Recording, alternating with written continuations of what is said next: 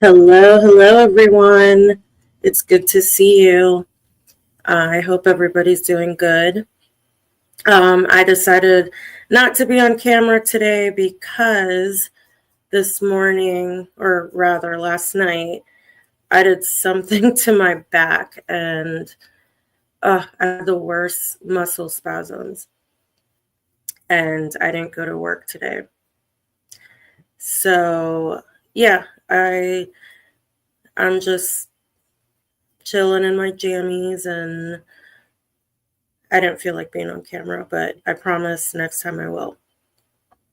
I'm really excited for this live because I think I'm starting to get the hang of this, and I have everything set up. I got a second monitor, and I'm really excited to share with you guys some tea.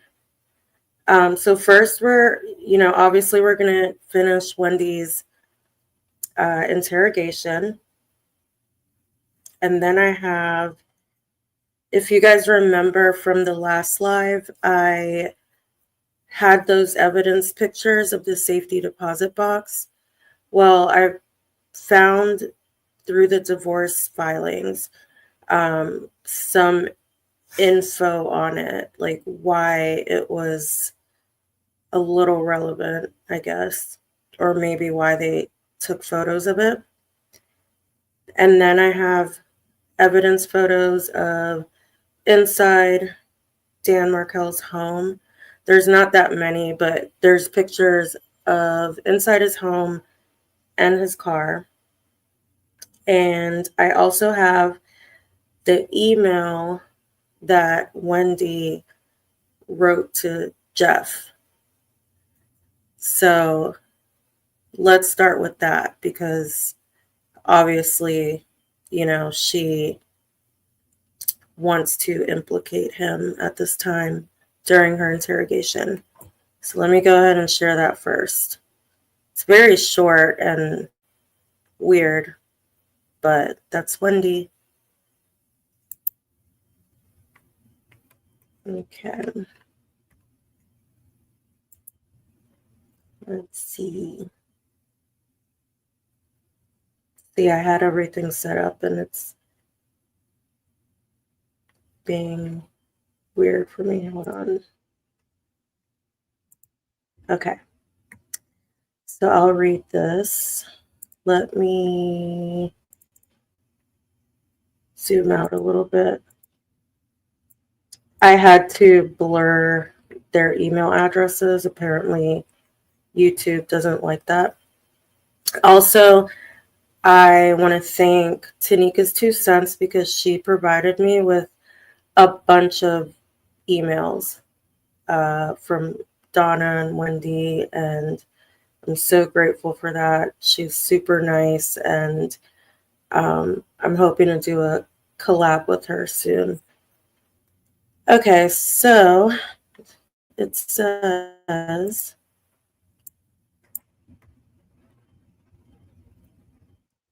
a bump in the road is what she put the subject as. Okay. Dear Jeffrey, it pains me to be writing this to you right now, but here we go. I need some space to clear my head and to figure out how to move forward. I am heartsick, but my head and my heart are having 2 different reactions to us being together, and I can't reconcile them to be in this like you would want me to be. Can you please give me a week, no contact, and then I will reach out to you? Weren't they separated for 2 weeks before that? Also, something that I noticed about Wendy's emails that is so funny to me. Look at this. This is how she signed it. Her name, this is when she was working at FSU, obviously. But she puts a link to her freaking book in her signature. So you click on this and it takes you one book on campus. Like, okay. And let me say hi to everybody. Let's see who's here. We got Judy D. Thank you so much for being here and that it's your first time. She said she has watched this terrifying police interrogation way too many times. So have I. And she used to be a true crime addict, but I only follow this case now. If you got a question, I probably know the answer. If you're going to quote me, date me. Yeah, Charlie. And honestly, there are so many cases going on that I do follow and I do want to cover, but I just can't stop with this case until Wendy's arrested. I feel like I'm not going to be at peace with my life. We got patriotic. Hold on, I hope I'm pronouncing that right. Patriotic 572. Thank you for being here. We got riding shotgun. Love to see you here, girl. And let's see.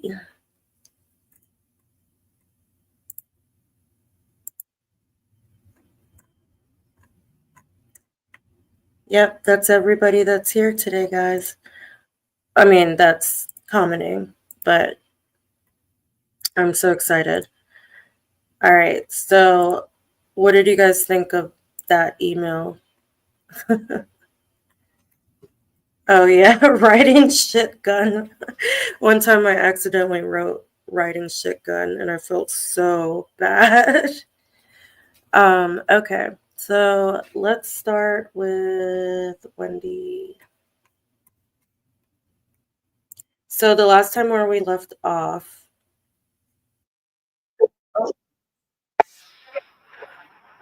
Sorry, guys. I thought I felt confident, like I had this together.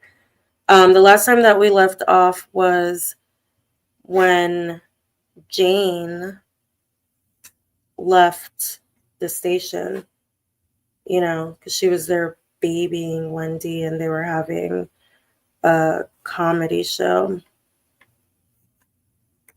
And so that was the last time we left off. Hold on, I love this comment. One moment. I'm really bad at putting the comments up, guys, because you have to click individually.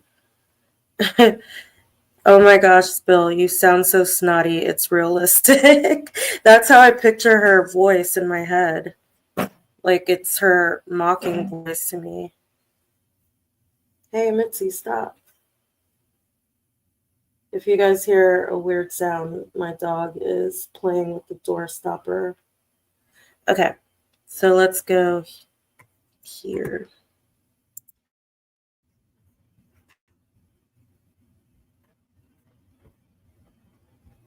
Baldwin, when I was out there, I was talking to her when it's really critical that he be blessed today. It's absolutely critical that he see that a rabbi go there. Absolutely critical.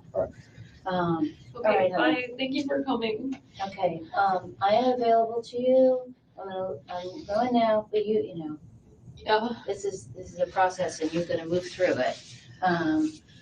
Okay. I'm glad. Thanks very much. And these guys were very generous to let me come in here at all. So thanks very much for that. I'll be back.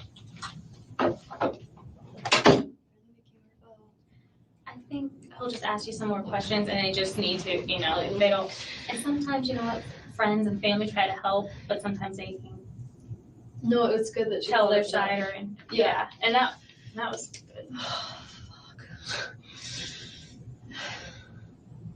Sorry, it's so cold in here and I was irresponsible and offer you a jacket I'm sooner. not sure if it's cold in here. I was like shaking from the moment the officers came into the restaurant and were like not Right, that's telling not me a normal what was going on. situation. And so I didn't know what it was. I knew it wasn't good. And so I feel like my body started shaking a few hours ago. I don't know if I'm actually cold, but thank you for the jacket. Well, it's generally, I don't have goosebumps yet, but usually I get goosebumps in this room, so it might be warmer than normal, but I think nerves. And then they said that they should be done with your phone very soon too, and then that's when. Will they just sort of, can I get an update from like, I just want to make sure the kids are not freaking out. Like, I don't know what Lynn told them and I trust her very much, but like, is there any way to just get an update on my kids to make sure I know they're okay, like they're in good hands, but I don't know. I mean, just to make sure like they're not being told like, Too much information at once. yeah, Right, or there. just like, where's mommy? I would like them to say like, mommy's at a work meeting or something. Right, okay. Like, just something that the kids would understand. Like, sometimes mommy's at work, so they get the idea of like, Okay, I mean, they would wonder why is mommy at work at this hour, but something. let me check on that, okay? I'm not trying to create more work for you. You're not creating more, this is kind of what I'm here for right now, exactly what I'm here for, okay? Yeah.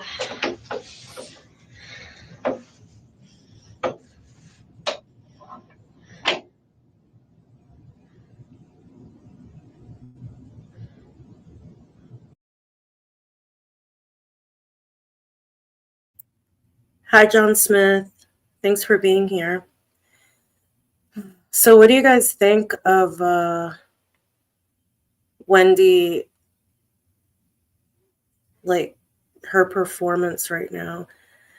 To me, she has this like excited energy. Do you know when you're about to go on vacation the next day and you have so many things to do? Like she does this thing with her, like she sucks in, she's like to me it just honestly feels like she's just like ready to get it moving. She wants to get out of there. She wants to go back to Miami. And she has this like excited, nervous energy, if that makes sense. And also, who gets to have a friend in the interrogation room?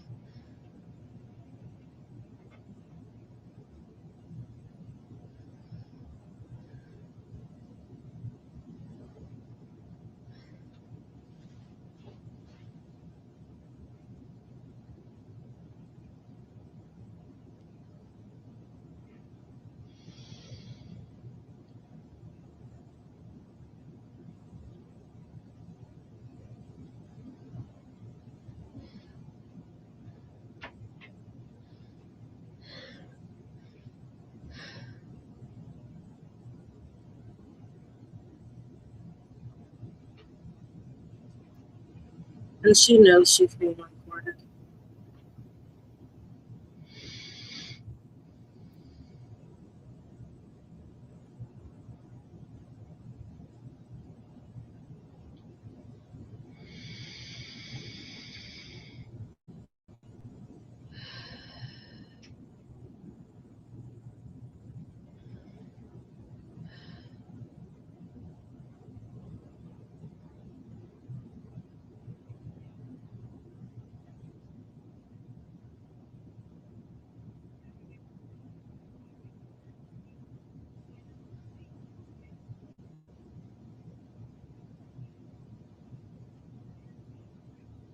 Right now is like a form of torture.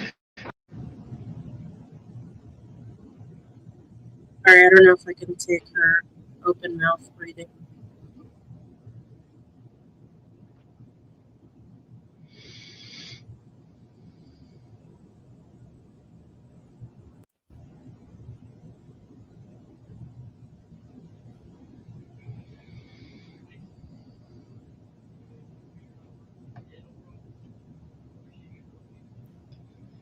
Exactly, Judy.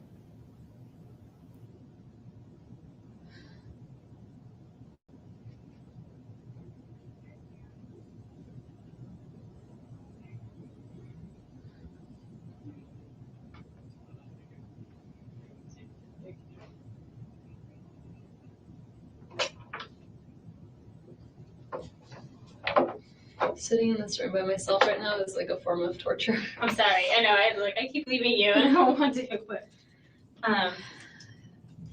Joanna has been in and out of here. The female. She is just to some back. She's our special victims investigator, which means she does all the child and sexual assault and those types of crimes. Yeah. And she spoke to Lynn, and Lynn's very well aware that Mine also has an MSW.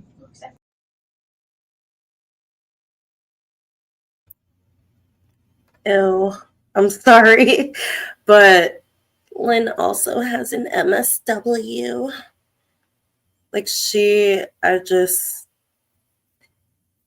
the little comments that she throws out is so pretentious. Maybe that's the word I'm thinking about. But like she always has to talk about her friends that have all these credentials and that she wrote a book and that she's just this like extra smart person ever.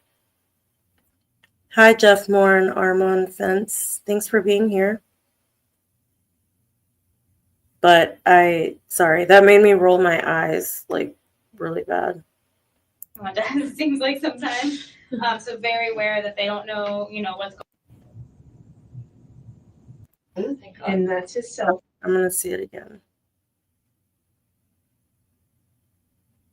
To do nowadays, probably Googled or look at the news, Yeah. So, and I think she does know it involves obviously being. Because I'm here and I seem to be okay. And then also they did get in touch With the rabbi? with one of the rabbis, yes. Are they So going over there? I believe so, yes. Great. And then if nothing else, even the hospital usually has. Hi.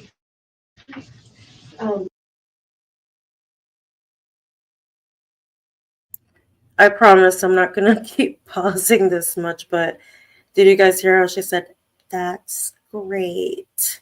She does not care if he has a rabbi or not. She could care less if he dies alone.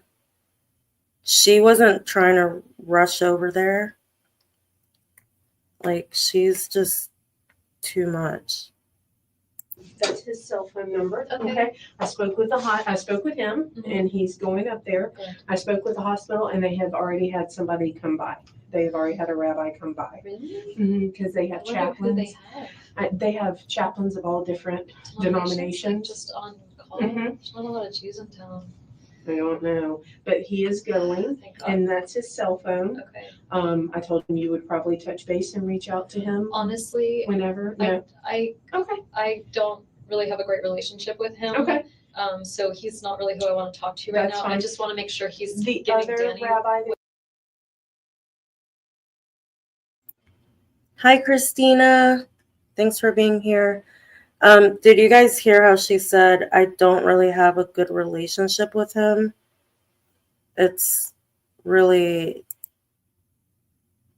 interesting that she had to mention that. And it's honestly similar to how she talked about Dan's parents, like that she didn't have their number anymore because she didn't have a good relationship with them. And to me, it's still very strange because what if your children went to Canada and you couldn't get a hold of Dan? Wouldn't you want to have his parents' number in case of an emergency? So she's just weird. She gave me is out of town. I have a great relationship with him. Okay, yeah, he's on his voicemail. It said he's out of town I saw till on Facebook, he's with his grandkids. yeah, so would be in and out. Okay. He was like, "Is there anybody else in the community I need to reach out to?" I said, "As of right now, I'm just gonna so take his number to give to his parents in case they want. Yeah, have them, they would probably want to talk to the rabbi, so, okay." I'm really glad he's going over there, I can't talk to him right now. Okay. And that's fine. And I mean, he asked about you and asked if there was anything you needed. And okay, so, and I said, well, I may have her, if she wants to reach out. And he's like, absolutely, anything, that's needed. So, God. mhm. Thank you. No problem. And don't worry, Lynn, we spoke. She knows the children don't know what's going on. And she and knows, She knows that he was seriously injured. And that did she seem okay? Like, is she with Yeah. Alan? Are they no, together? I talked with Alan. Uh-huh, She was out when I got him. Okay. Apparently he just does not answer his cell phone. He's like, let me give you my cell phone. I was like, I've called it twice. So she was out somewhere. She wasn't at home when I got a hold of him. okay, So he said, let me call her. I'll have her come. So she came by herself, but she had talked to him. She was fine. Cool as a cucumber. Okay. She's, and just for time's sake, I knew Jane was up here with you. I was going to bring her up, but just, it was No, at 5:30 getting her out to get the kids. Yeah, And she yeah. knows the kids don't know anything. And it was going to be, mom's running late. Aunt Lynn, it's McDonald's time, whatever the Okay. case may be. that sounds great. All right. Thank you. Oh, no problem, no problem. I'm sorry my face is so red. I told her I was laughing because my rear end's sticking up, bending over, getting the seats. I was like, I'm sure Oh Seventh my Avenue is God. loving Did you this. see all the Cheerios that are in that car? We did. At least I know can be it's all that and there. out. I meant to No, clean the car please. this week. Now I know. I the Cheerios makes me rage. There were not that many Cheerios in the back of her car. Like, she is such an exaggerator. It's crazy. But she's also trying to portray this mommy thing. Like, I'm a mom. My kids spilled Cheerios everywhere. Sorry, I'm extra mocky today because I just can't with her. that I didn't because it would look like I was trying to erase a crime scene. Well, and the funny thing was that we said, I don't know which car seat goes to which. And when we were walking up, I said, okay, I have the left, you have the right. And then we sat him down and she and I picked him up and I went, I don't remember one which kid one is was short which. and chunky, and one kid is long and skinny. So when they get in and it doesn't fit, they'll have to Probably- figure it out. they'll figure it out. Because as we were walking out, I was like, I don't remember which one was which. Lynn is really great. Yeah, so she was great. And, Ugh. Alan was like, because I was very cryptic with him on the phone, I just don't want to tell people. He's like, do I need to come up there? I'm like, no, That sounds like Alan. He said everything's fine. That's a good I was like, invitation. she's all right. He's like, okay. So, But you told him that Danny was I told Lynn more than I told him, okay. just because it was on the phone. So I'm sure when Lynn left here, she called. So Am I just gonna be here for like hours? I don't think so. I mean, I don't think it's gonna get that long. I think they're just quite honestly waiting on the phone. Remember how we told you they put it on the machine? Yeah, that he had to. Right, to yeah, do the phone, and it just takes, forever. depending what's on there, Yeah. as far as if you have lots of pictures of the kids or, it takes some time to do that. Yeah. And then they actually brought your van back here, and I got the car seats out of that, and I think they were finishing up. So I think I'm that's gonna all need they're the waiting. police help to get the car seats back in. You may. I always have them installed here. Yeah, and on the strap that goes over, we Yeah. hooked them. I didn't tighten them as tight as they should be. I was like, here, You know can what? you see? And she's like, nope, I'm good, because they weren't moving. So Yeah. it's definitely a true. That's why my face is so red, because I've been out there doing that. But I'll touch base with Isom. Hopefully it's not. We wanted to talk to him about a potential lead, so. Okay, I'll let him know. Oh, yeah. I need to talk to him about a potential lead. Oh my God. Hi, Tanika's 2 cents. Thank you for being here. It's awesome. I'm a fangirl now. But did you guys notice what she said? That I come to the police station every time so they can put my kids' car seats in. Really? I mean, not knocking that, but I wonder if after your first child, if anybody would actually really do that. Like you really have to go there 2 times. I could understand if you're a first time mom and this and that, and it was like said to do before, but I don't know. What do you guys think? Maybe I'm just being extra bitchy towards Wendi today. But I also feel like she is trying to like placate the police department, if that makes any sense.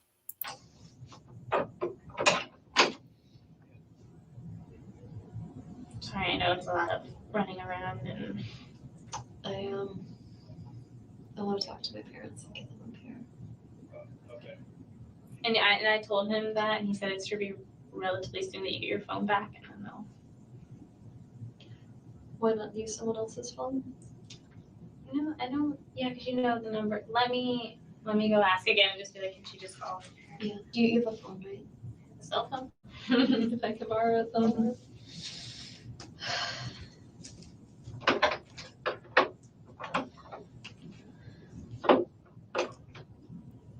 Did she just ask to borrow her cell phone? Hey, Udi. Hey, Blue River.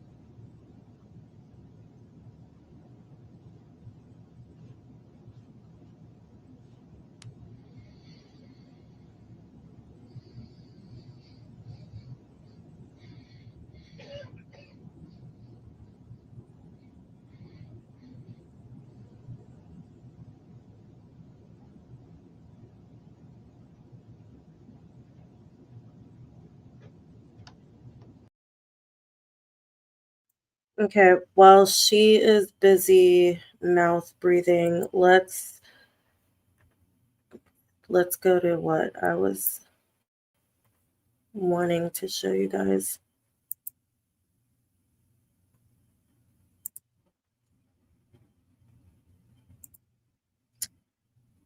So these are evidence photos of Professor Markel's house.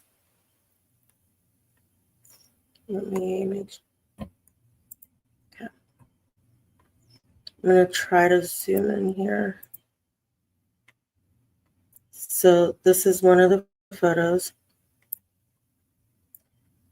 And it made sense that in Ruth Markel's book, she spoke about how when she visited Wendi's home, that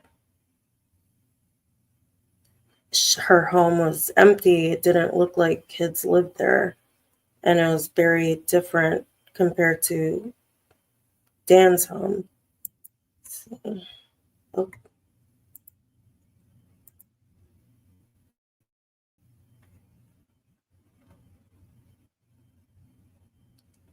Here's another photo.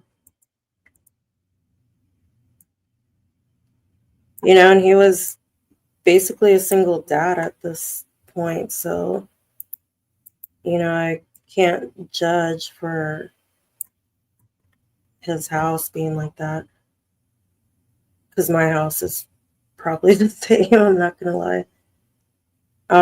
So we got some pictures here.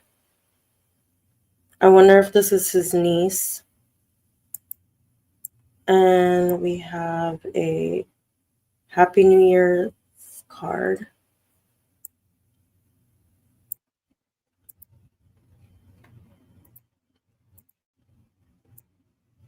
Then you see the Hanukkah stuff. I'm sorry. I don't mean to be disrespectful. Like menorah. Is that what it's called?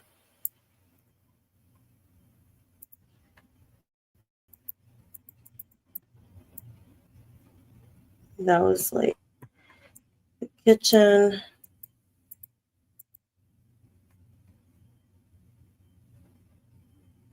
It does look lived in. And I guess obviously this is his wallet.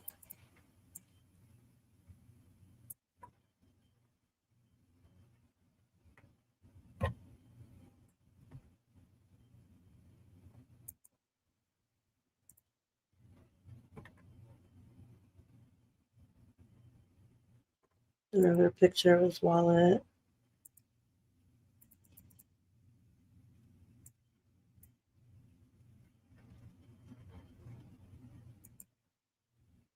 I've had these pictures forever. And then we got this. I guess it says Capital City Bank, West Academic. So maybe this is his paycheck stub. Yeah, I agree, Top Cat. I don't think that's overly messy for two kids being there and him being the only parent while his ex-wife whores around town.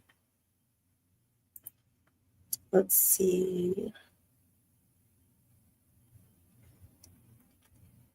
This is, sorry. This must be like maybe his briefcase, because this is his car here. And this person's wearing booties.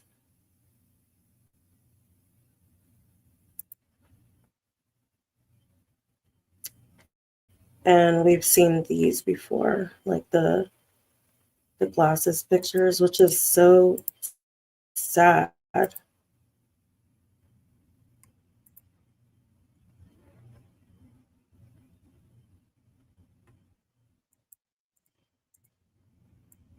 Like, that's insane.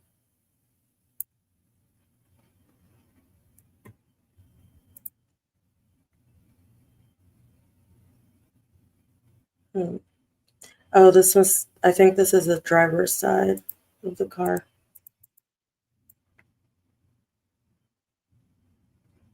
You see his glasses right here.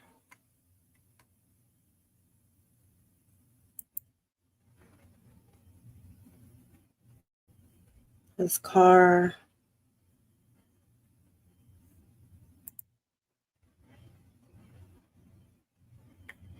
This I thought was interesting. Does anybody remember, is this the teacher that, not the teacher, but the guy that he was on the phone with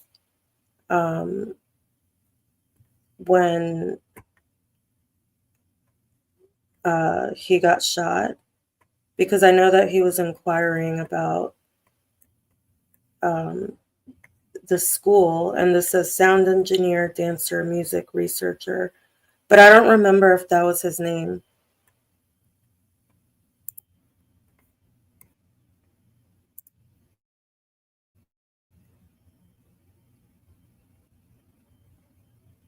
So, oh, Rebecca, wait a minute. We got Michael Strickland and Rebecca Strickland. Interesting. Wonder what that's about, or why they felt that they needed to photograph that.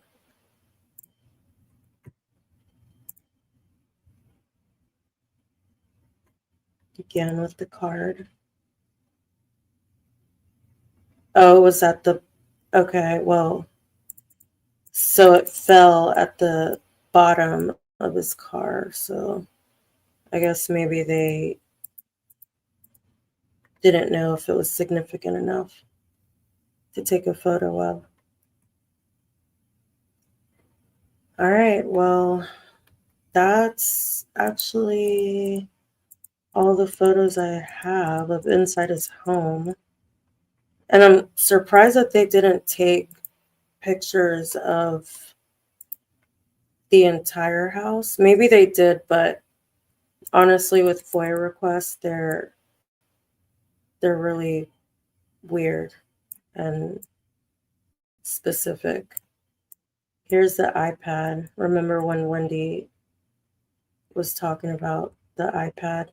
That maybe one of the sons knew the code or something. Yeah. All right. Let's get back to Wendi.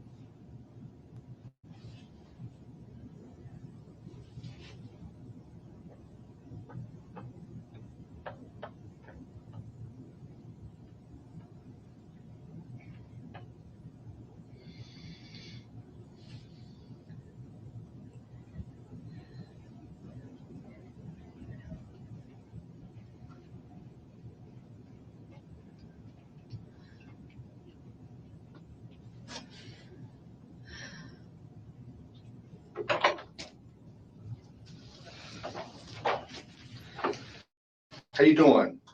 I don't know. Okay. All right.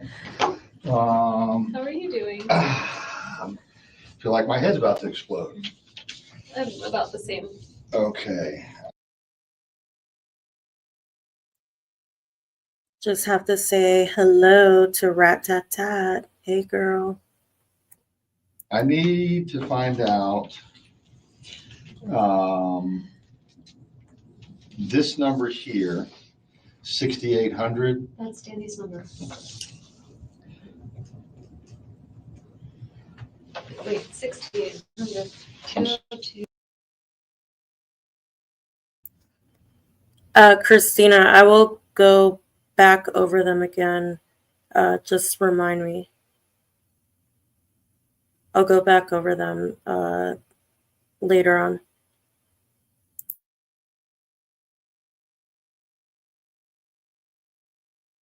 8,200. Mhm. Okay. Yeah. Same here. I'm just going through, these are phone calls that you made. Yeah. Charlie's your brother? Yeah.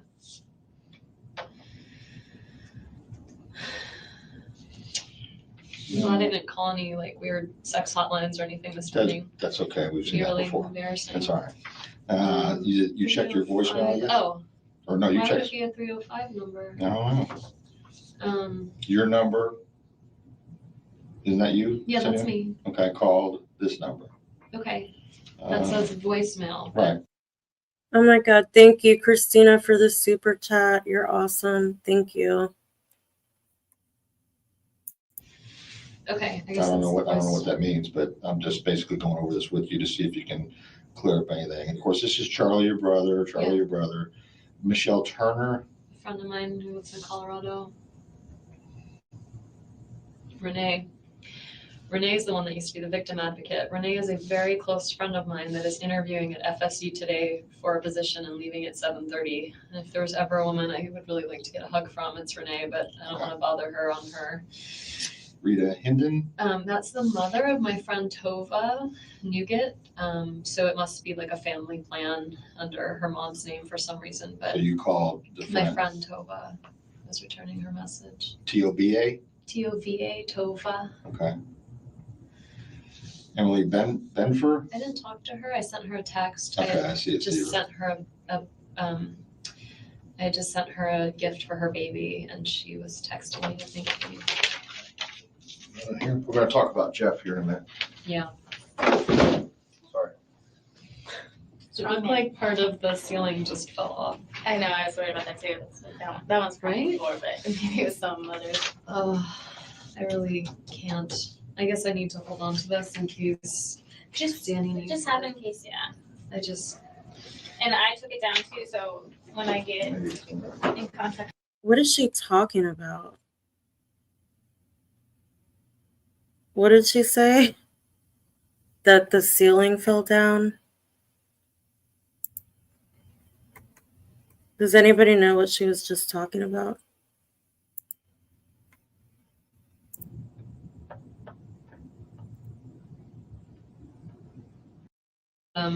so he's been my boyfriend. We've been dating And it just takes, forever. depending what's on there. Yeah. In contact with his parents, I think, or It would matter to them to have contact with like the local Jewish stuff in town. I bet that's I won't answer it, but it's my friend Robin, and I bet she's in the general counsel's office at FSU. I bet I wonder what people have seen by now. I don't know. And that's kind of why we're trying to get his parents notified, because it's very difficult now to beat technology and news sometimes in this field. I missed Robin. Please call Jimmy Judkins.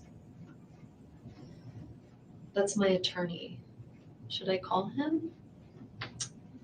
That's my attorney for the divorce case, not like an I attorney would for just- like. And once Investigator Isom finishes talking to you, I'd call whoever you feel comfortable with calling. Okay. Whoa. Just need to know you're all okay. I don't even know who these people are. Can I listen to the message from Robin just to hear what's like why I need to call Jimmy? She's called a lot of times.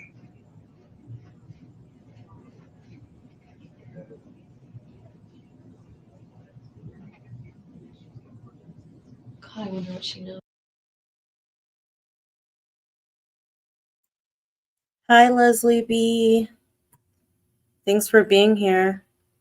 I was going back to Christina's comment.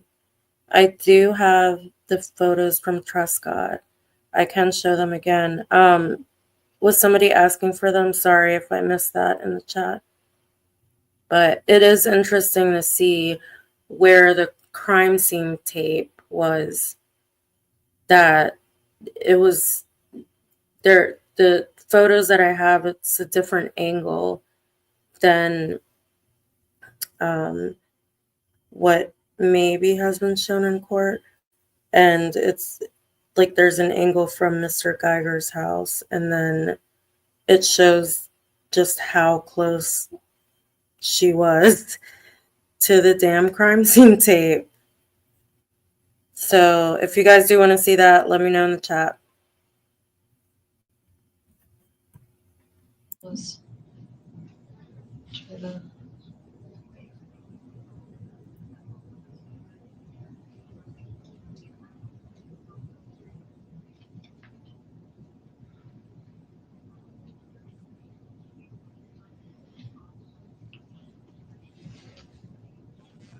Can you write? Oh, she's gonna text me. Never mind.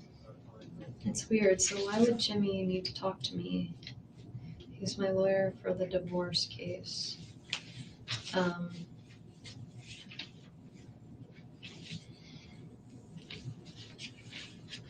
This is Lincoln from last week. Cutie, very pretty hair. Very serious in that picture. So cute. I'm curious, like what's coming in. Right now it looks like a whole bunch of nothing. No one's writing me yet. I can get a sale on Victoria's Secret stuff.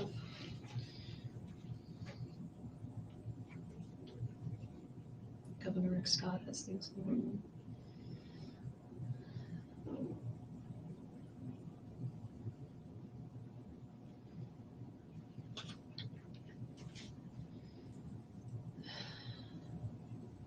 A lot of the rest of the world going on.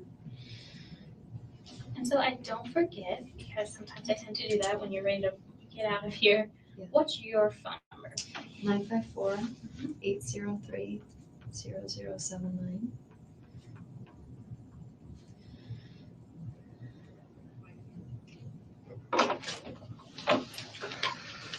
Okay, All right. I was just looking to see. yeah, There's a lot of nothing going on. And then my attorney really wants to talk to me. okay. Did you hear about that? No. I think it's nothing. It says we Your got attorney for, our divorce case. oh, okay, It says we got a new judge. oh, Anyway. okay. I All think right, let's, I mean, talk to- I didn't know earlier, but apparently you got a guy in your life named Jeff. Our divorce case. Did you guys hear how she said that? Like, it's just so funny.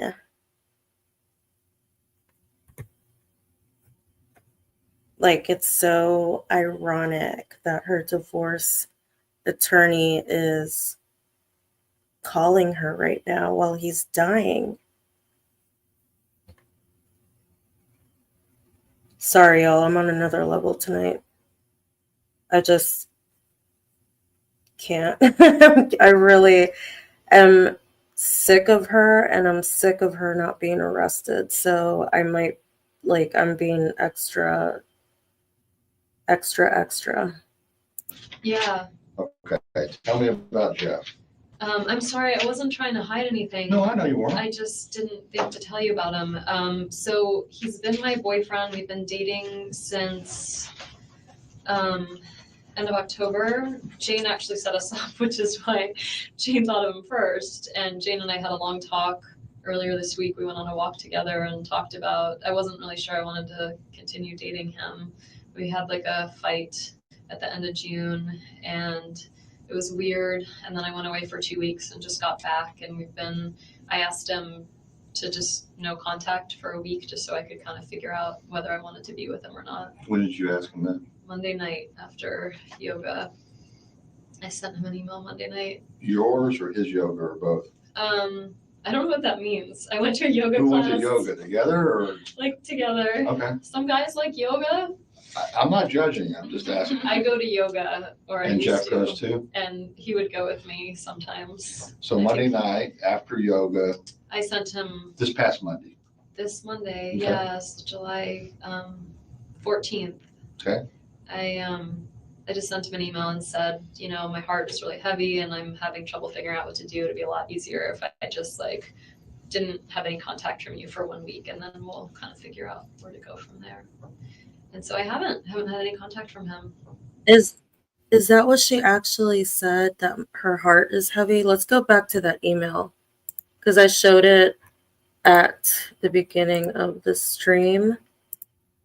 And she's making it sound like she was so heartbroken when in reality she was super cold. Let me find it again.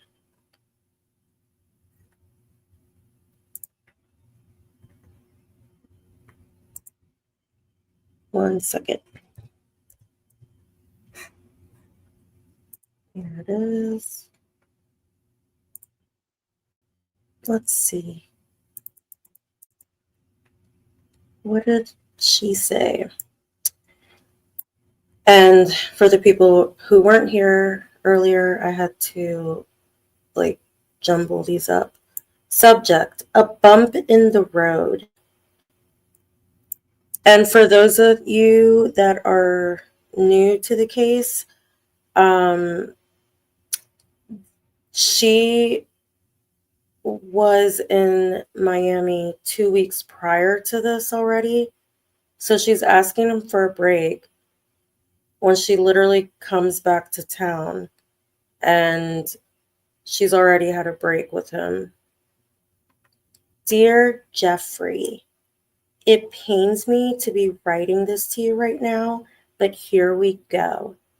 I need some space to clear my head and to figure out how to move forward. I am heartsick, but my head and my heart are having two different reactions to us being together. I can't reconcile them to be in this like you would want me to be. Can you please give me a week, no contact, and then I will reach out to you? And then again, like I said earlier, her damn book, you guys, her signature for her emails has a link to her dumbass, unsuccessful Amazon book, Wendi Adelson, and then literally a link to buy her book. Just like she carries them in the trunk of her car, y'all. God.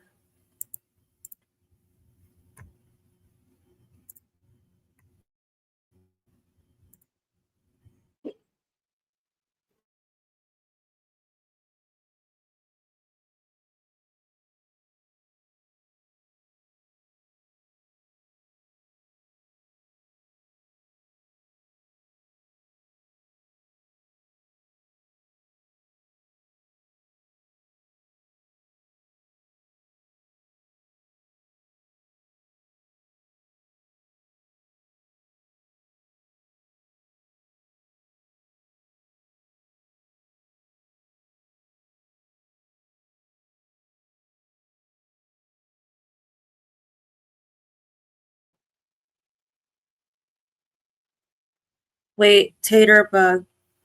She was a contortionist. Remember, she listed that as one of her one of her things in the back of her book. Wendi Adelson is an attorney and contortionist. Like, she included that as part of her history, her professional history. So maybe she is stretchy and bendy.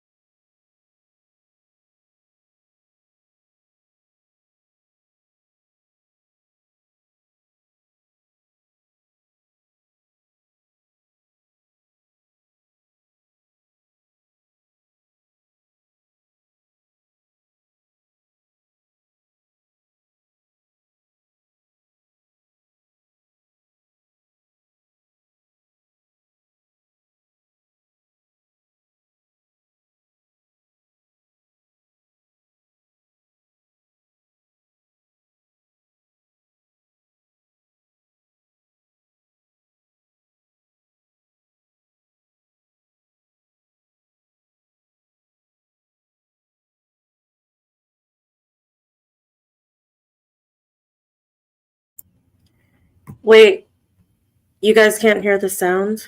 Oh no. Hold on.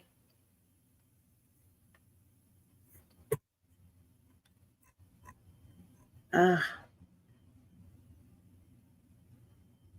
hold on 1 second. What is happening?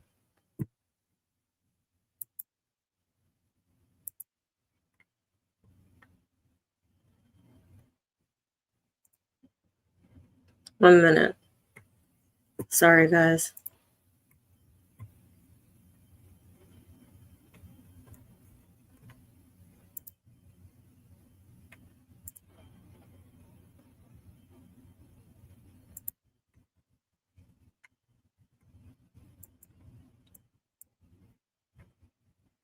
All right, let me know if you can hear it now. Man friend, and around February, he started being more like my boyfriend. He started spending some time with the kids, and they really adore him. And I introduced him as mommy's friend, not as mommy's boyfriend. So they just think of him as Jeffrey, and he plays Star Wars with them. And yeah, so he and I would spend time together on the nights or the days I didn't have the boys. And then when I had the boys, he never stayed over, but he would sometimes join us for dinner and play with the kids and then go home.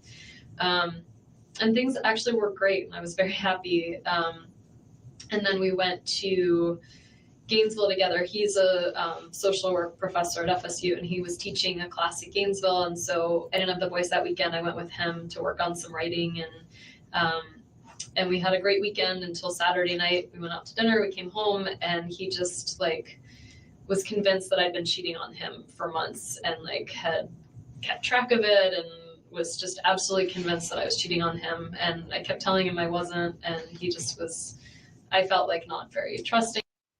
Well, didn't she come back with slap marks on her ass, according to Jeff? And she's surprised at why he thought she was cheating on him? Okay. Of me, and it just made me feel really uncomfortable. And after that happened, I wasn't sure that I wanted to be with him anymore. I'm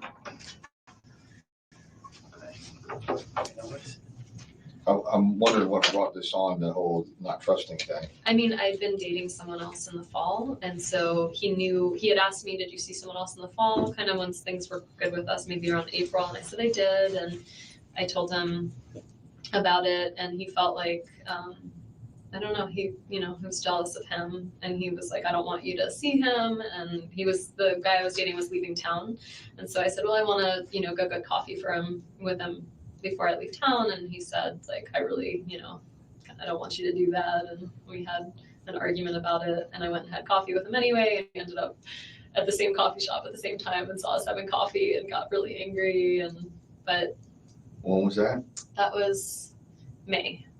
Like mid to late May, maybe. Okay. And Well, do you think it was a coincidence, or do you think he intentionally went I to think that? it was a total coincidence. Okay. I was only there for like 30 minutes, and yeah, I think it just is a small town. Things Okay. happen. All right. What kind of car does Jeff drive? I'm really bad with this. It's silver colored. I think it's a Nissan. It's very old and very rundown. Silver Nissan? Gray, silver. Okay. You don't know what year or how many doors or anything? One thing about her is she always seems to have to put somebody down. Like, excuse me. It's a gray, an old Nissan. It's gray and it's run down. Why does she have to mention that? You know what I mean? Like, you can just say, oh, he has a gray Nissan, but she has to add in, oh, this old ass, dusty, non-working almost car, and it's just run down. And I think even it's coming up that I think he asks her about where he lives, and she still has to say something like disparaging. And it was the same way that she, obviously talked about Dan. It's like she really thinks that, she's just better than everybody. Like she's above everybody. It's really annoying. And she always has to comment about all her friends that they're psychologists and they have an MS whatever, and that the kid therapist, and she used to be a victim's advocate. And if you guys remember in the beginning of this interview when before Jane came in, she said to the victim's advocate, like, they were these celebrities. She was like, wow, you get to meet such a cast of characters, and I'm paraphrasing, but basically she was like, first me that you saw me speak, and now you get to meet Janes of 1,000 bones. Like, you are not that special, Wendi. You're not that special, okay? You're not. I can't wait for you to be in jail. Maybe that's when reality will really, really smack you in the face. Okay? I want to say 2 doors. 2-door. And I don't know what year it is. I have no idea. You pretty sure about the 2-door? I'm pretty sure. I feel like, yeah, Is it his car exclusively? exclusively. He doesn't even have to share it with anyone. Okay. Does he live alone? Mm-hmm. Where does he live? He lives in an apartment complex. I've actually only been over there once because he was kind of embarrassed. It's a basement apartment and it's off Park Street. I think it's called Victory Gardens. Okay. It's like between Park and Appalachie. Mm-hmm.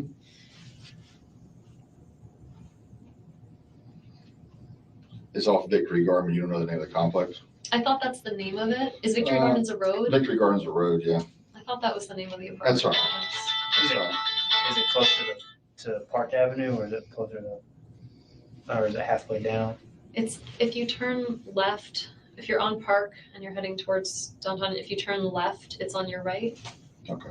Who are you? I'm sorry, I'm Investigator Cherry. I just Hi. got a couple of questions if I can Okay. just jump in Go real ahead. quick. Yeah.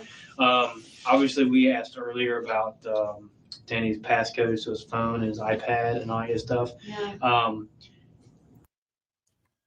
Taterbug, who do you think, or anybody, who do you think that Wendi in her mind thinks she is from Sex and the City? Do you think she thinks she's a Carrie Bradshaw, Samantha, Miranda, or Charlotte? Because I think she does think that she's a Sex and the City character.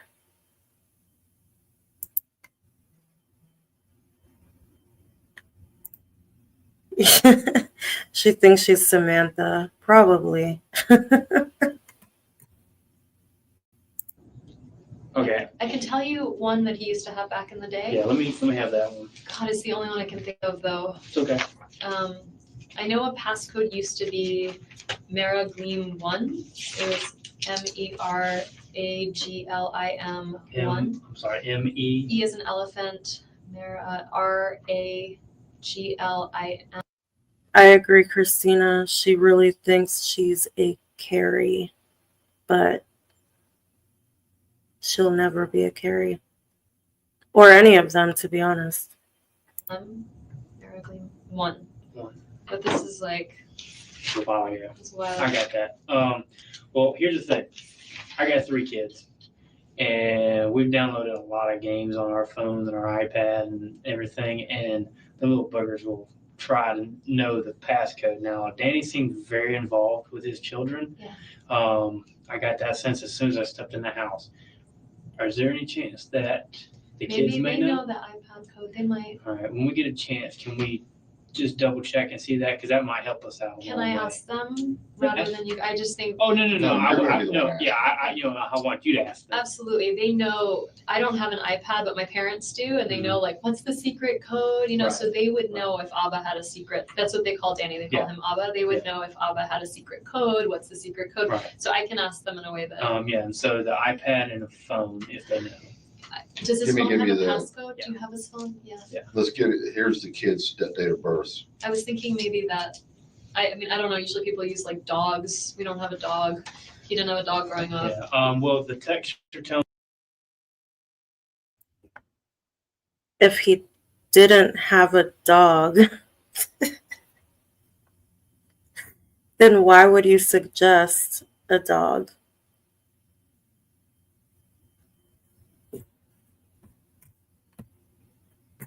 Told me that it was possibly a number. Like mine's a number and not That's what necessarily I a would. word. Yeah, I would think it would be a number.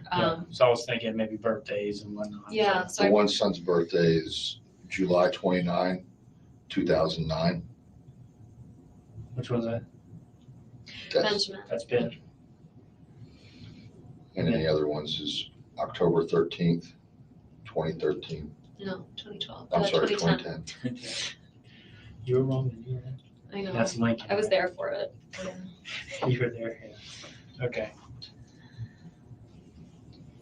Yeah, mine are 6, 3, and 8 months tomorrow. Oh, wow. Okay, just let me know. Okay, so I will, as soon as I see them and it's appropriate, I'll ask them Okay. and see if I can find out. Well, he can try the 2 date of birth now. Oh, so- yeah, no, of course. I Um, just meant in terms of asking them what's Right. Abba's Yeah, secret code. And it's maybe important to kind of get that out of the way. I know, I just Yeah. meant like I haven't seen my kids No, yet, I so understand that. I understand that, and it is. as soon as I see them and I can be like, does Aunt Lynn have an iPad? Does Abba has an iPad? What's his code? I'll ask as soon as I can ask, okay? Nice to meet you. Nice to meet you. So that's, is that Hebrew, the Abba? Yeah. Okay, that's father? Mm-hmm. Okay, I didn't know that. Yeah. I know that like abuela for Spanish is grandmother. That's true. Right, Sarah? I did. Do you speak Spanish? No, I probably should, but I don't. I do.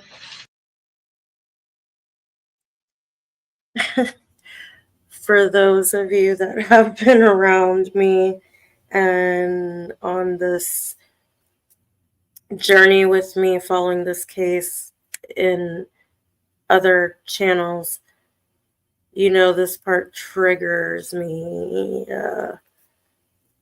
You speak Spanish? Because I do. And it's funny because Isom was like, right, Sarah? Like, I guess, I wonder if she is of Hispanic descent, and maybe she, she grew up in America and didn't really grow up learning Spanish. And the fact that he asked her that, and then of course, Wendi has to mention, do you speak Spanish? I do. It's just she, and I want to hear her speak Spanish, honestly. For a lot of you guys that are new here and don't know me, I'm from the Dominican Republic. I speak Spanish. That was my first language. I was born there. I came here when I was 4. And my Spanish kind of sucks now growing up here, but I want to hear Wendi speak in Spanish so bad. And I also want to slap her in Spanish. Okay, the guy that you were seeing in the fall that Jeff got jealous of, and His saw name's Daniel. Daniel, Mm-hmm. Daniel what? Sack. Sack? SACK. He's moved. So he was he and I actually went to college together, and I randomly found out that he was still in Tallahassee. But he was really eager to leave Tallahassee. He wanted to be in the Northeast. And so. Law student? No, he's teaching at the theater department. So we knew each other in college and then lost track for 12 years. And then he ended up getting hired by the theater department here. But since left? Since, yeah, in May, at the end of May, he moved to Amherst to start a job there. Connecticut? Massachusetts. In May? Yeah, end of May, maybe early June, something like that. Is Amherst a college? Yeah, but he's at UMass Amherst. Okay.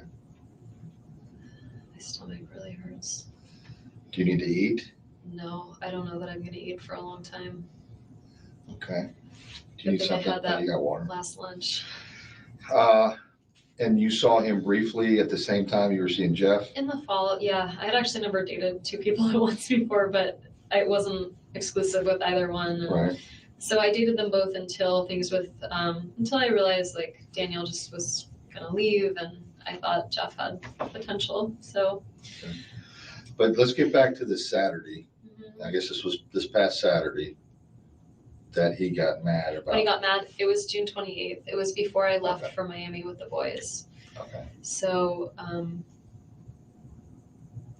yeah, he got really mad. But what sparked that? That was what was really sort of surprising is Daniel had been gone. We'd had a month of like really, really great times, very happy month. And we went out to a nice dinner with friends and then got back to the hotel room, and I could just tell he was upset. So for me, it kind of came out of nowhere. Was that in Gainesville? Yeah. Okay. And that's when Jeff wanted to look at your phone or something? Yeah. Did Jane tell you that? Yeah. So he had said that he wouldn't, it wasn't that time, but he had said, like if Jeff would be over and I was doing something, I would leave my phone out. I have this like old agenda book, I'd leave that out. And basically he said that he like saw that I had called Daniel, and he Writing, I know what you're talking about. She claims to know a language from Africa. I have to find it. I don't think it's Uganda, but it's something like an African language. I'm going to try to look for, because it was on her resume that I found and I shared, and it was hilarious. So let me find it. Let me try to find it. saw it in my Daniel phone. Stack? Mhm. Okay, Sorry, that's why I said there's Danny and then there's Daniel. gotcha. So it had really upset me that he had gone through my phone and that I was just, the whole time I was just kind of crying. I was just really sad. I felt like we had a great relationship, and his behavior made me think that I couldn't really be with someone like that. And I didn't really say much other than I was just really like, no, I didn't cheat on you. Like, yes, I saw Daniel in the fall. Like, no, I haven't seen him more than as a friend since February. And like, if you don't trust me, we can't really do this. So, and then he was, really sad and apologetic and was like, oh my God, you're the best thing that's ever happened to me, and I'm going to lose you. And I never really thought I would be in a police station talking about my relationship. Well, I understand that it's potentially relevant. so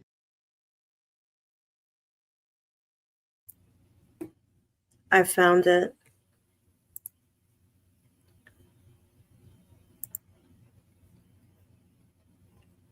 Let me know if you guys can see this, because one moment.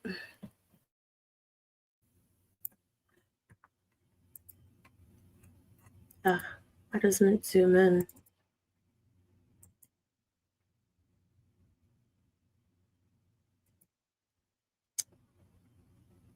One moment.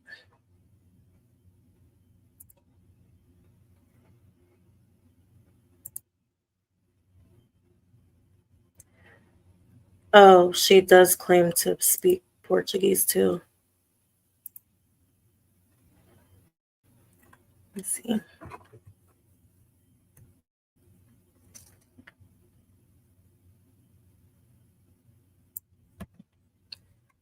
So for some reason I can't zoom in on here, but let me try this.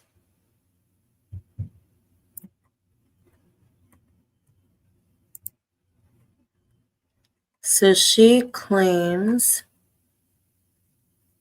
that she speaks basic Luganda, basic Portuguese, proficient in Spanish, reading, writing, and speaking. I'm sure I have this saved somewhere. For some reason, it's not letting me zoom in here, but I know I have it. But yeah, Luganda, that's what she claims to know how to speak, and also Portuguese, and also Spanish proficiently. All right, let me get back to her.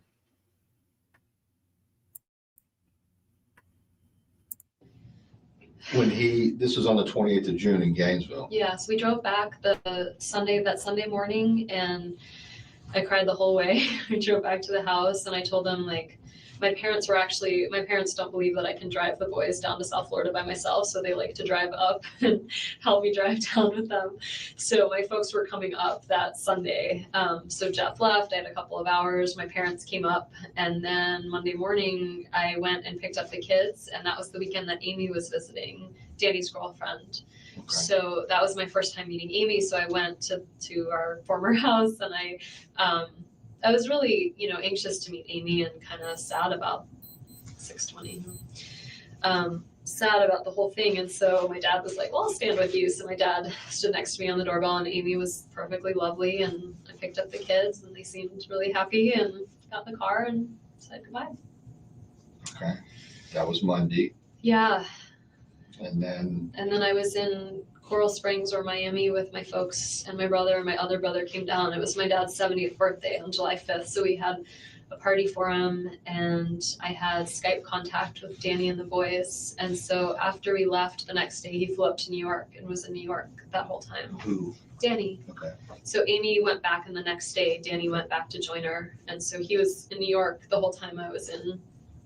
He flew back July 11th. Okay. In time to pick up the boys on that Friday afternoon. Okay. Let's get back to Jeff after you come back to Tallahassee, and I can't remember which day you So I had lost my voice. So I got back to Tallahassee. My parents came with us, and then Saturday morning I took my folks to get the rental car. They left, and I had a cold, and I wasn't feeling well, so I kind of just was in my house all day Saturday. Sunday, Jeff and I made plans to go see. So Sunday the 11th, 12th. That's your phone. Yeah, Sunday the 13th. You hadn't seen him since you drove back on the 29th. That's right. So July 13th. Oh my God, Leslie, I would be so overstimulated being around Donna, Charlie, and Wendi. You're right. They never shut the fuck up. And they're all know-it-alls. Like, they know everything, and I'm really curious to know how Harvey is in real life, because we don't hear much of him, but after his little sentencing speech, clearly they're all the same except for Robert. Thank God for Robert. I'm so glad that he escaped his family and he got married to the person that he loved, and he cut them off. I mean, I wish I could talk to him, to be honest. Maybe I'll make maybe I'll go to New York and make an appointment at his practice. Just kidding. I'm not that obsessed. I saw him. We went to a movie and then got some dinner, and we're talking, and it was confusing because I missed him and it was nice to be with him, but I also felt kind of like uncertain given his behavior in Gainesville. I have kids. I feel really protective of, you know, if someone. And that'll be the 13th. The 13th is when I went out with him. Okay. That's a Monday. No, it was a Sunday. Sunday. And then the 14th was the night I went to yoga and he came and seemed to want to like go out a lot the rest of the week. And I just knew I needed some headspace to figure out what to do. Okay, the 13th, you went out with Jeff, went to a movie. The 14th, you went to yoga. He went to yoga. Yeah. But no discussion. Oh, no, you email him later. And say just I'd like a week off. And I'm sure, I mean, I don't know, like, you can find it in my phone. It'll be in my email track of what I sent. And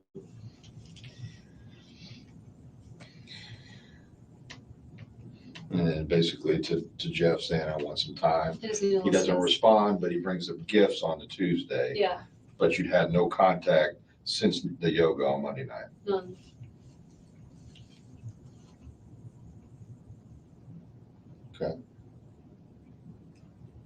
Nothing, no contact at all No since? text, no email. I told him, I said, no text, no email, no nothing. Like, Is Jeff a violent person? no, Not at all? no, Jeff own a gun? I don't think so. I mean, my guess would be like 100% no, but I guess I was only in his house one time. I mean, he certainly could have a gun and I wouldn't know about it, but he never Lives by himself. lives by himself. He'd never talked to me about a gun. Okay. I mean, he was in the military, so Oh, he was in the military before? yeah, he grew up in California. His dad was in the Air Force, and He was in the military, so he probably could have a gun. So this comment, Rosie Day 2, you said, Dan was sought out and set up when he got everything he owned. This just reminded me of what I wanted to show you guys tonight. If you guys remember the evidence photos of the safety deposit box, I have been working towards a video about Linda Bailey, which hopefully I can get out tomorrow. I've been editing it like for a week. And so I have all the divorce filings and it is a lot. But I came across something that I pulled up here today to show you guys that, because I remember our last stream, like I just had these evidence photos of the safe deposit box, and you know, a lot of us didn't really understand what it meant. But while I was making that video for Linda Bailey, I came across this divorce pleading, and it said something about the safety deposit box. So I don't mean to keep you guys waiting, but I do have to take Mitzi out, and when I come back, I promise I will show you what I found and show you the pictures from the safety deposit box. then he was in the Air Force and ended up in Eglin Air Force Base, and he started going to community college and took classes and was really bright and ended up doing a PhD here at FSU and then taught in Arizona and then just got rehired here. Not rehired, but like hired. And that's how Jane knows him, is she's doing a PhD in social work and Jeff is a professor in social work. Mm-hmm. I want to get a picture just to confirm I'm not talking about the right person. I probably have one on my Sure. phone. And you can find him on FSU, right? How long has he been back at FSU? Since August. And you all met through Jane? Yeah. No, I just have pictures of my kids. And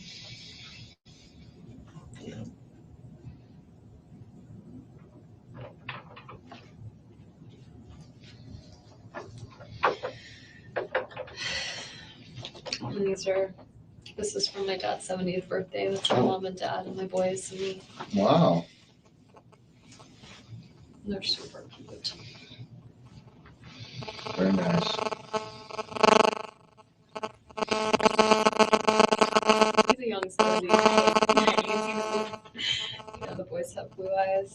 has blue eyes too. He was loved and controlled by other.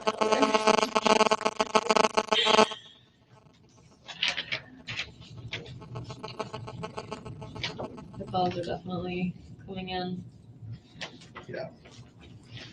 I'll go see if I can get a, Oh, I wanted to call my parents. Yeah. Should I wait? just for a couple minutes more, I'm just gonna get a picture so I know that I'm talking about the right person. Okay. It'll come from a database. Okay.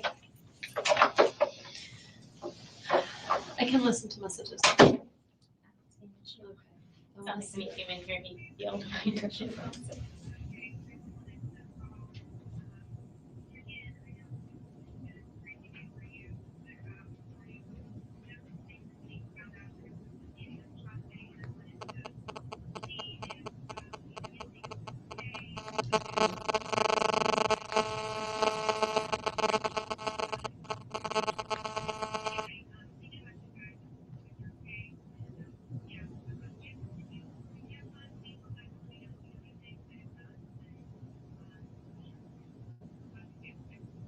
It's very strange.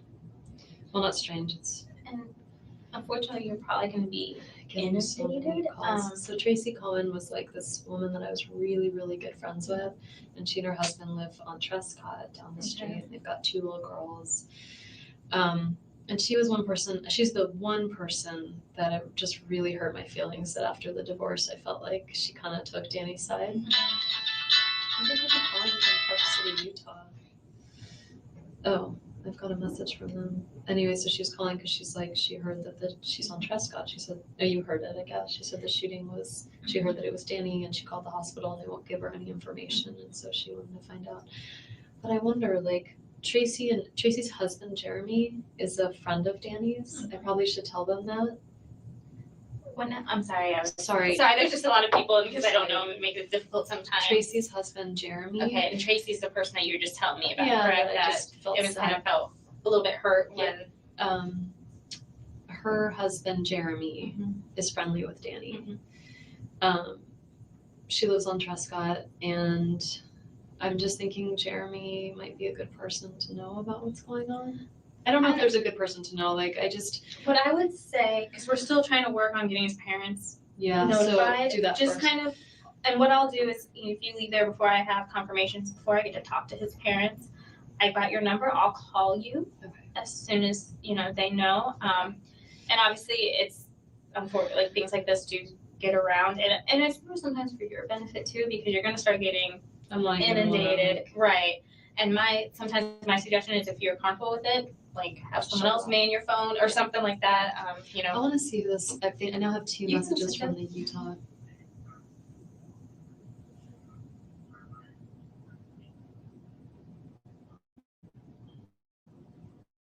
Can't hear it.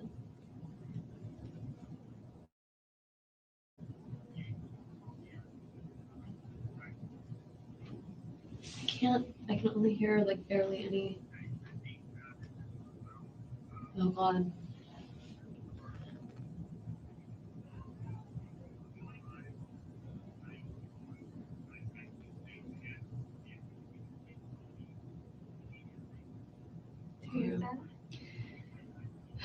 He's the academic dean at the law school, and he's saying it's an emergency. I'm guessing it's an emergency because he wants to know what's going on with Okay. Danny's. It's not an emergency. You don't need to talk really to anybody but who you want, Yeah. Let me just listen to these puppies.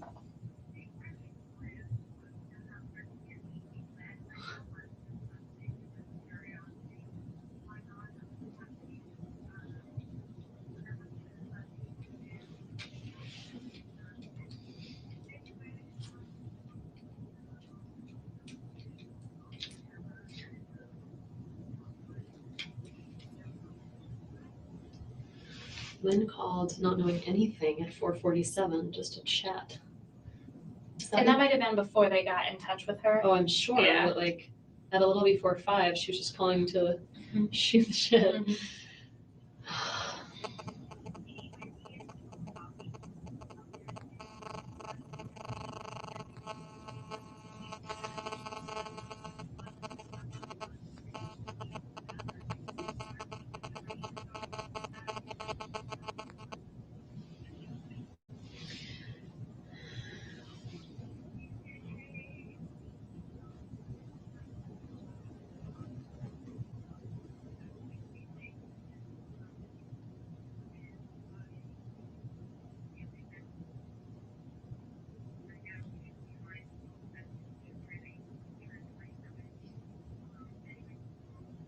hear it?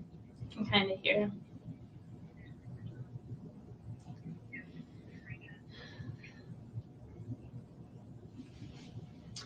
That's really, she was saying, that was my friend that was at the. Okay, I'm back. Let me show you guys what I found regarding the safe deposit box.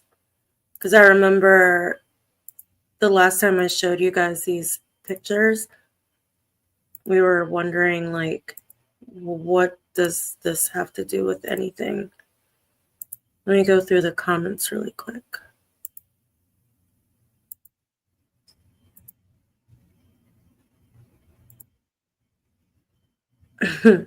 Yeah, that advocate, Wendi just treats her like she's beneath her. All right. So let me go to the photos, the evidence photos of the safe deposit box. So this was an evidence, and I didn't really understand why. I just had them. And it's pictures of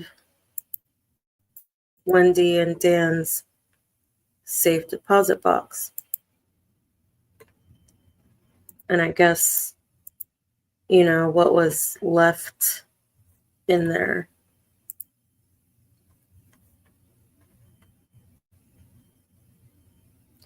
And let me know if I'm clicking through these pictures too fast. I just get really excited.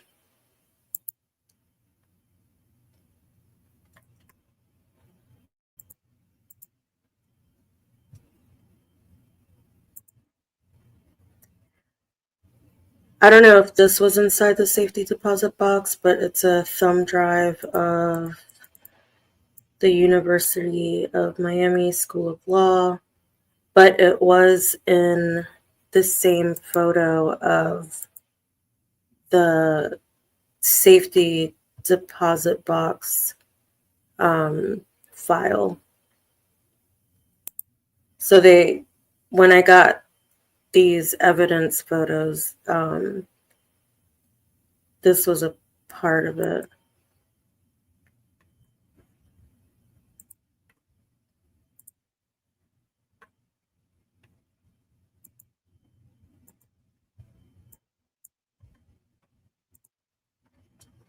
Okay. So then, when I was doing this Linda Bailey video and going through all the divorce filings, I had it pulled up. One moment.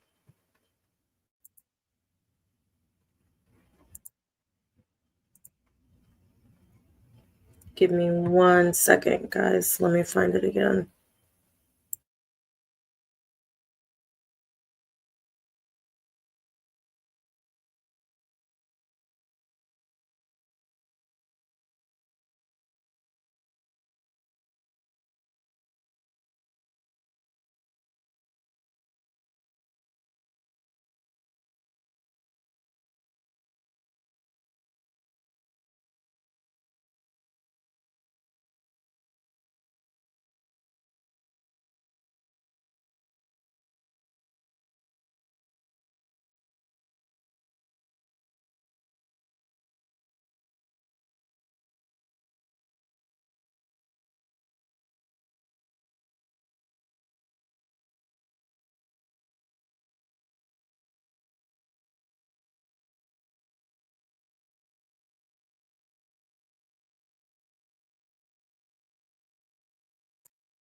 Oh man, give me 1 moment. I had it pulled up, I swear. And I need to look for it again. I need to look for the specific pleading that has to do with the safe deposit box. So I'm going to play her interview while I look for it.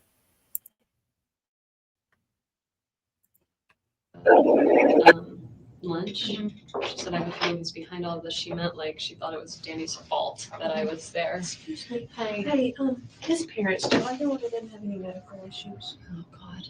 You're gonna get called right now. Huh? We've been working on it. We're trying to get the law enforcement to go, but Yeah, but his mom is a large woman and has some ongoing health issues.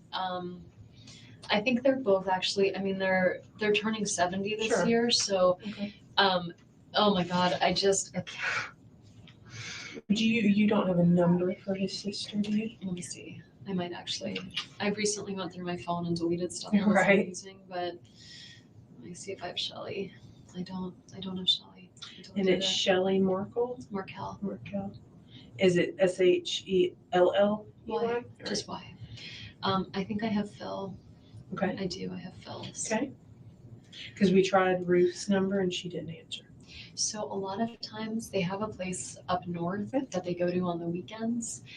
I don't have that number, Okay. but Phil might answer Okay. his cell phone. So here's 877. it's he does a lot of business, and so Okay. I think it's a toll-free number. Okay. Well, let me see if I have Ruth's. Okay. If I have the country house number. You guys are calling now. Has there been any update from the hospital? I haven't spoken with them. If people wanted to I did go, speak or- with ICU. I spoke with the nurse. Is that the number you have for Ruth's house? His parents are recently divorced. Okay. I think she's at that number. Okay. All right. Obviously, it's something we try to avoid as far as we like to have someone make contact in person, but we're just not having. Okay, I found it. All right. I wish I knew how to show the photos while I have this document on the screen. All right, one moment.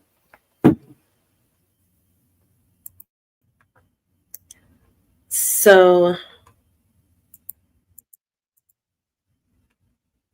this filing is from all their divorce filings, and it's called Former Husband's Counter Motion to Enforce Marital Settlement Agreements, Financial Provisions, and Incorporated Motions for Sanctions. And then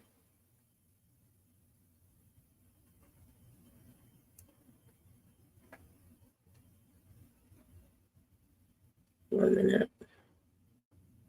There's a specific spot that I'm looking for.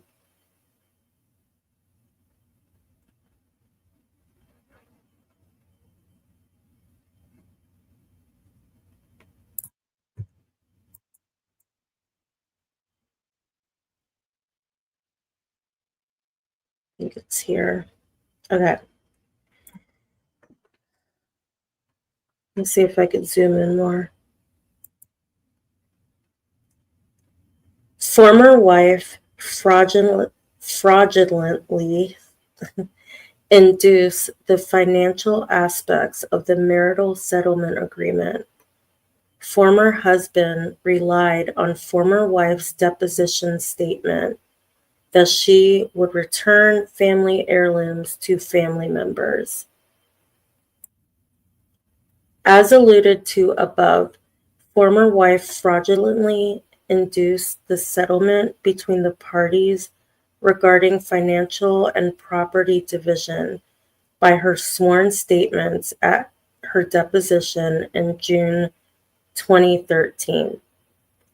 In July 2012, prior to the separation, Ms. Adelson had gone to the safe deposit box and without permission or notice to Mr. Markel, took whatever she wanted from there, including various pieces of valuable jewelry from Mr. Markel's family. Mr. Markel only discovered these missing items in the fall of 2013 when he went to the safe deposit box. During her deposition in June 2013, the former wife declared that if Professor Markel's 96-year-old Uncle Lazar Lapidus, sorry if I'm pronouncing that wrong, asked for the jewelry back that had belonged to his deceased wife, a Holocaust survivor, then Miss Adelson would, quote, give it back to him. Professor Markel relied on that statement when he entered into the MSA in July 2013. However, shortly following the MSA's completion, Professor Markel sent former wife a letter from his uncle Lazar asking for the jewelry back. Former wife curtly refused to return the jewelry, claiming that it was not part of the marital settlement agreement.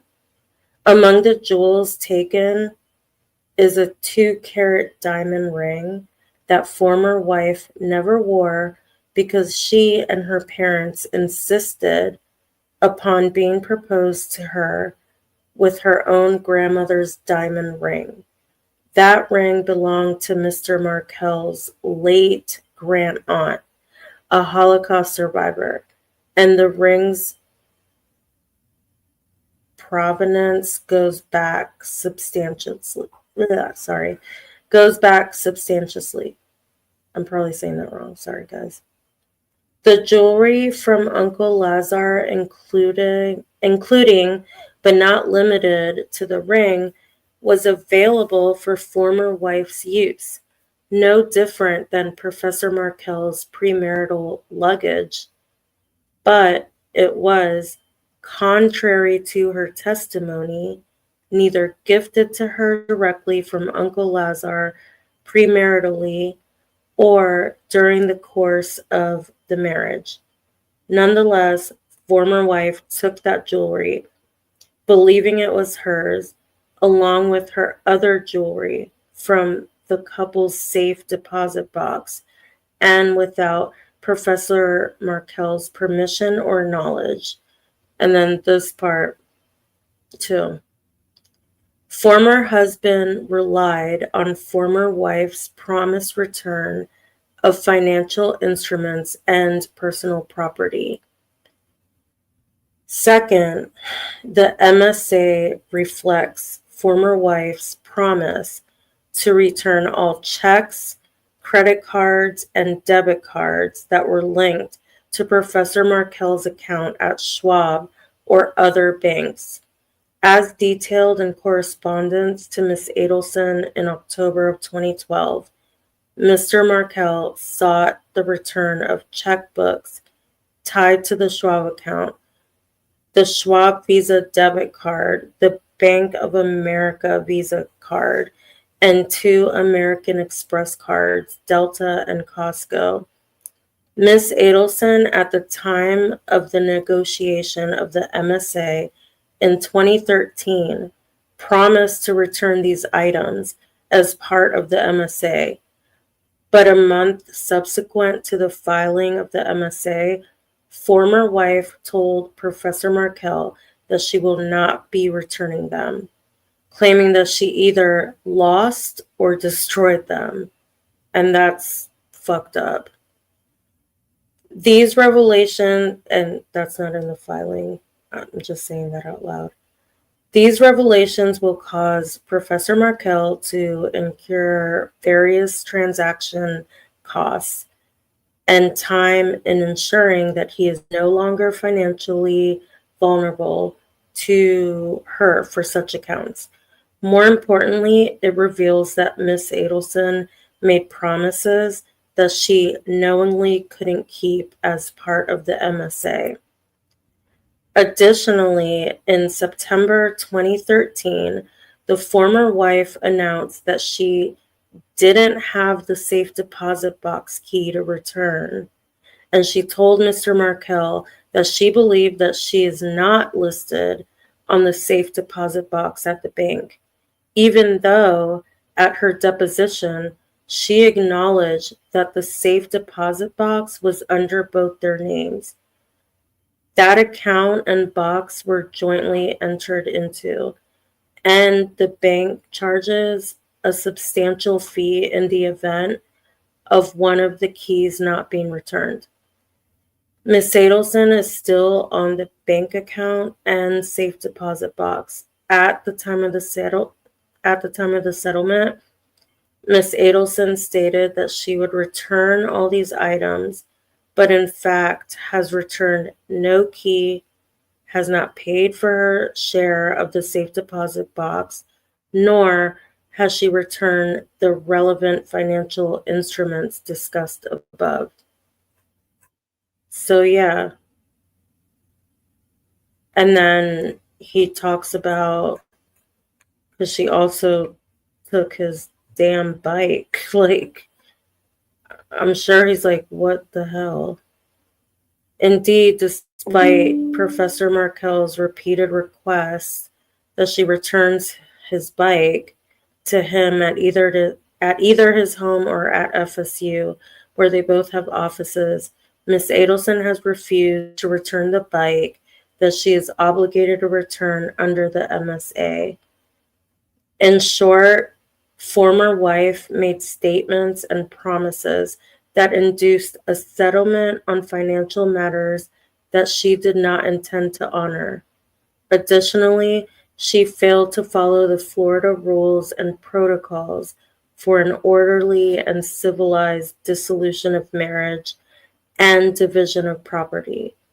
Mr. Markel should be able to come before a court of equity and secure substantial relief on these grounds. By contrast, Ms. Adelson and her counsel, the object of a collateral motion for sanctions, I think he was talking about Kristen Adamson, come to this court with unclean hands and should find no relief whatsoever on her motion. So what do you guys think about that? Like, she is ruthless.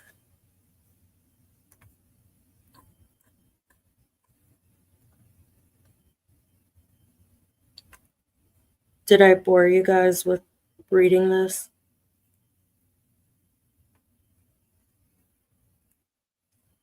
All right, let's go back to Wendi.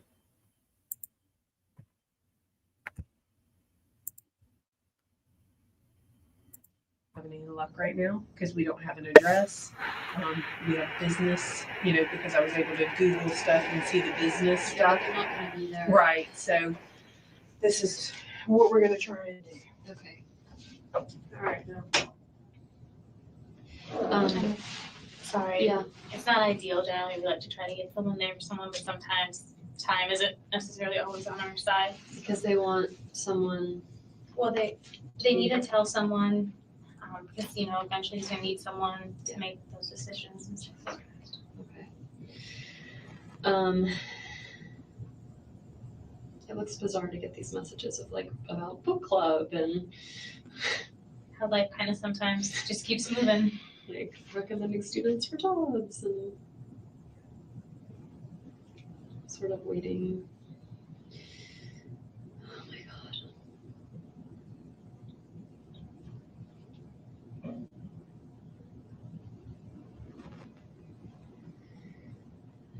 I can't help but feeling like this is all my fault. Why do you feel that way? Why would somebody do this, right? Like if I had been still married to him, then there wouldn't be anyone that was angry, right? Like there wouldn't be any kind of disgruntled, wouldn't be Amy's husband. This can't be a random act of violence. This has to be on purpose. Someone did this for a reason. But this is why I tell everybody, you don't cause people's actions. You can control your actions. You can't control anyone else's. And I know it's hard. And, as you and I kind of talk throughout this process, when time comes, I'll make recommendations for things that might be good for you and for the boys. But right now, let's just kind of deal with tonight. Yeah. We'll get there eventually. Let me, I want to send some text sort of canceling my plans. Like I'm actually at 6:30, I was supposed to be at a party by now. So let me tell. And God, the person throwing it works at Eva's funeral home. Okay. My friend Elizabeth is a mortician. She's the prettiest mortician I've ever met. What did we say I should tell people? Just say, Can't if you make want it to keep tonight. it, yeah, just say, I'm very sorry, I can't make it tonight. I'll be in contact soon. So they're doing a stop the bar party. Yeah, I'd never heard of that. Is that a thing? I think it's newer for newer people getting married and don't have as much money to spend on weddings. So you do a stock the bar party, so at least you get all your liquor and, or maybe just stock a bar at your house. I don't know, but that was my interpretation when I've heard of the stock the bar I'll party. be drinking that bourbon for dinner. Do you like bourbon? No, I don't know much about bourbon. I don't know anything about bourbon. I asked her okay, so that was tonight's plan. And then tomorrow, should I be Don't worry about tomorrow. Just go ahead and do your tonight since you're supposed to be there at, basically now. And I would just feel wait. like I shouldn't be going about my life as if it were normal. Like the kid, I don't know how to do Well, that. and then you know what? You're going to be able to call your parents soon. And then I think once your parents get here, they'll kind of be able to help guide you on what's Yeah. best. Yeah, So don't worry about canceling tomorrow's plan. You have a bunch of time to do that in between. And okay. this is, the most important thing in keeping yourself the least amount of stress. Come on now. Sane, unstressed, whatever word you want to use. So Robin kept telling me I had to call Jimmy. Should I call? Who's Jimmy? Jimmy is my divorce attorney. And So Robin's your sorry, friend that's Robin's a not good your friend. Okay. Thank you so much, Forensic RNN. That means a lot. I'm just a little baby channel, so that is a huge compliment. Thank you. Robin, the one that you were at lunch with? No. I would just, again, I don't think Why that don't I might send an be. email to Jimmy Judkins and just ask if I heard there was an urgent matter? Do you need something? If that would make you feel better, that's fine. Were you guys going through any new thing with your divorce? I mean, or- I have a meeting that was coming up. So basically what happened is when we got divorced last summer,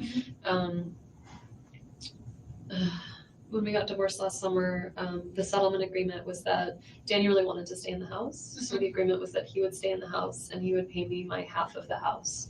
And he had until like mid-October to do it, and he just didn't do it. And so I asked him, like, where's the money? Like, what happened? And he said, I have compelling reasons and I'm not paying it. And I said, well, what are the reasons? And he said, I'm not telling you. So I rehired my attorney and we filed a motion in court.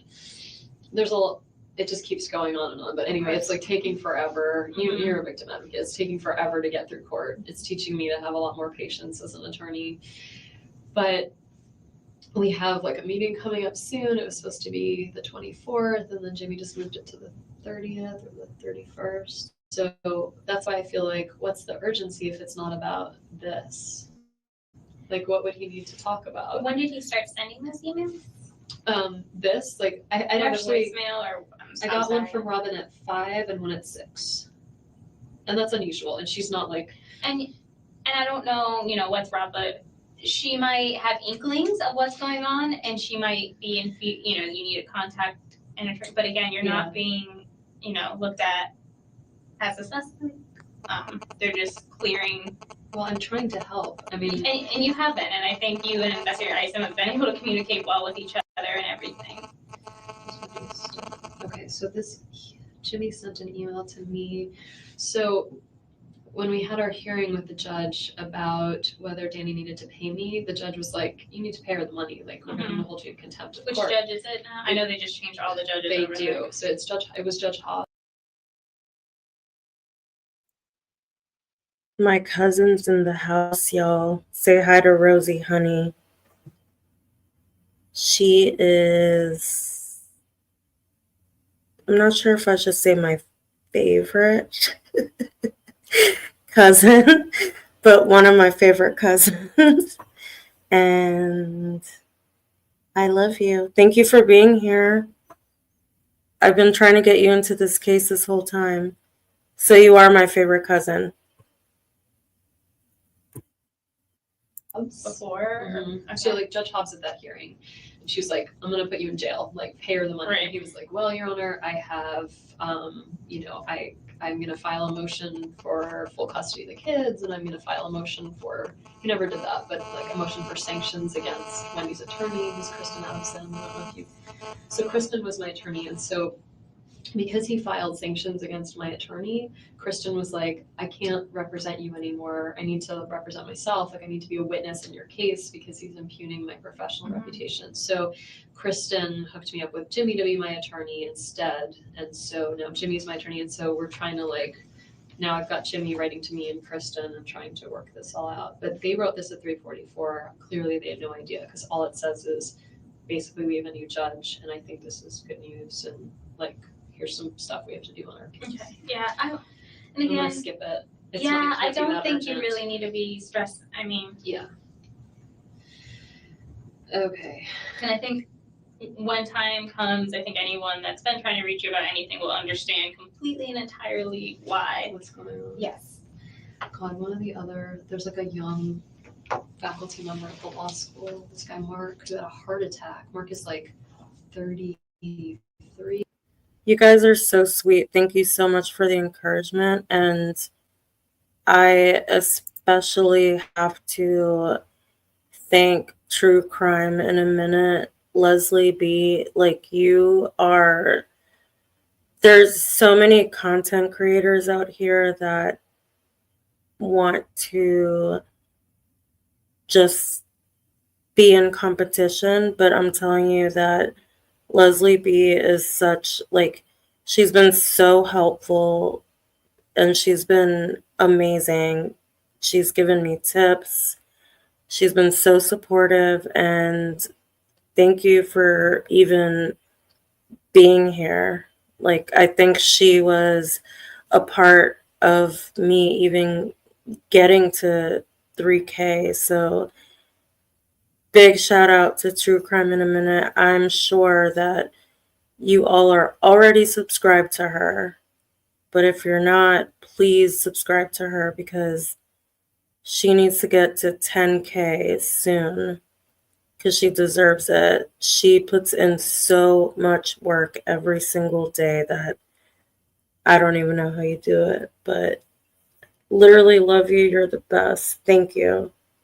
It's very rare to find other content creators that are so supportive of others and are willing to share things and share tips. So, yeah, you're the best, Leslie. Or 34. I did yoga with him. He's like super fit, healthy.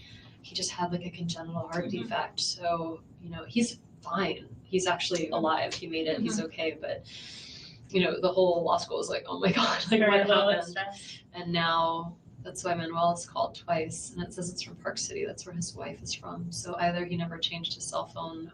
That's possible. He either never changed, I never talked to Manuel outside of school. So either. And he's the dean of the law school? He's not, so there's like the dean in charge of everything, and then there's like the academic dean. that- Okay, because so, the like, law school is pretty much separate. I mean, it is part of the university, but it like has its own academic deans and all those type of. Did you go to FSU? I did. Yeah. Mm-hmm.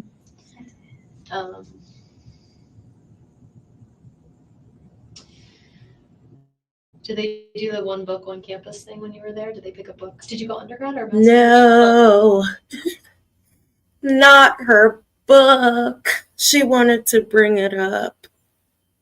I thought she was going to ask her if she spoke Spanish. Did they do the one campus, one book thing? Did you see my book? I can't. Like, I can't believe she even asked her that. Seriously. What the fuck? Yeah. Were you in social work? I was. I graduated fall of, how long ago was that already? I think 2011. It's Jeff's phone number.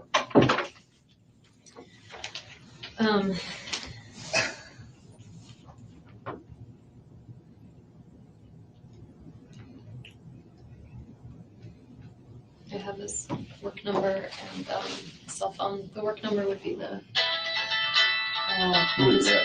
the Bainbridge, Georgia. I bet you that's the Greenbergs and Cairo that I was saying, Alex and Maya. Do you think we should talk to them? Not right now. 294. So that's his, the 294 would be his cell, the other number would be his office number. Okay. All the news is already on people's. Meaning what? What's Well, out there? they just know. I don't know A what they shooting on put up. Trescott, I think? That's basically what's going to Okay. happen. My kids are not gonna see the news, so I'm not worried about that. I guess you're just telling me, sorry. No, I'm saying that's probably why these people are trying to Are get a hold of you now. Yeah. I need to go back. I need a timeline here. Mhm. What time did you wake up this morning? A little before 8. I know that because the repairman was supposed to be here between 8 and 12, and I didn't set an alarm, so I woke up like, oh God, I need to put some clothes on and. Exactly, writing.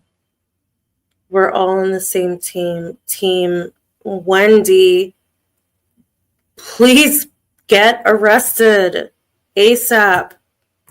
My God, what is taking so long? Like, I feel like this is it's almost like a drug addict thing that I'm like, do y'all got any of Wendi being arrested yet? Like, any body cams? Like, I need to get all the discovery. I need to get all the evidence. I need to do all the FOIA requests. I need to know because I know she's guilty. Why isn't she arrested yet? My patience is fizzling away.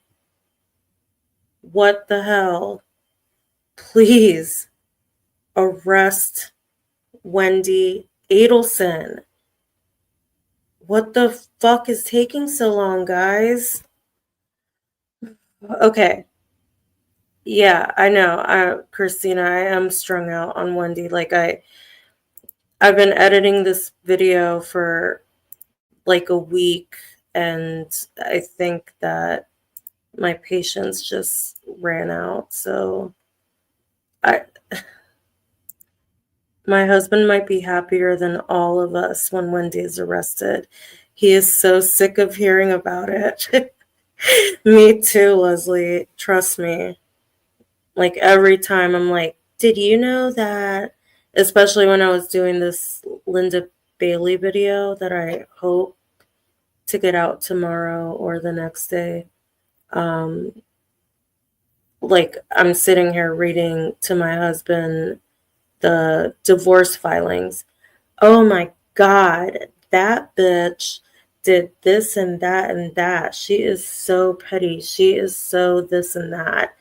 And he's like, yeah, that's messed up. That's fucked up. But he's just being nice and listening to me because he's used to it. And so is my family and so is my friends. But like, I mean, I just want her to be arrested so I can rest in peace.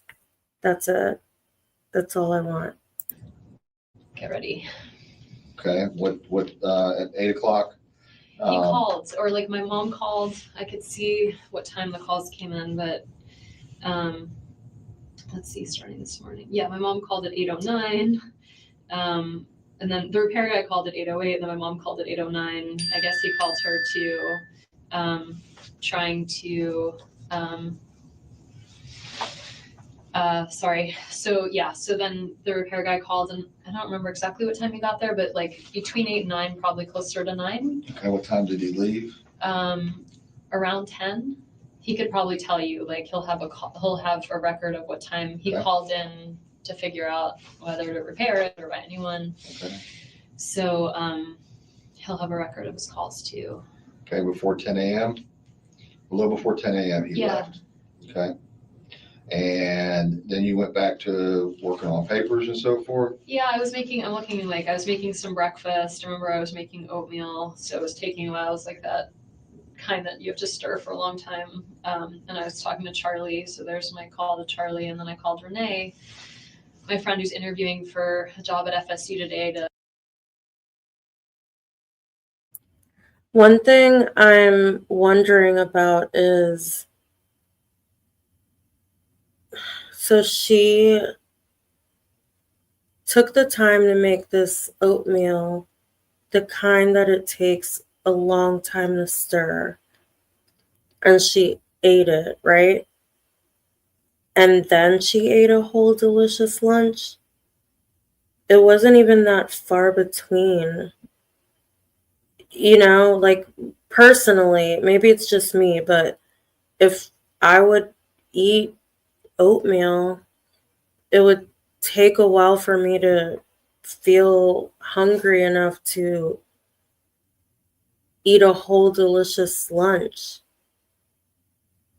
an hour or two later. So again, I'm probably just over Wendi and thinking too much, but I just think that's so weird. I think it's even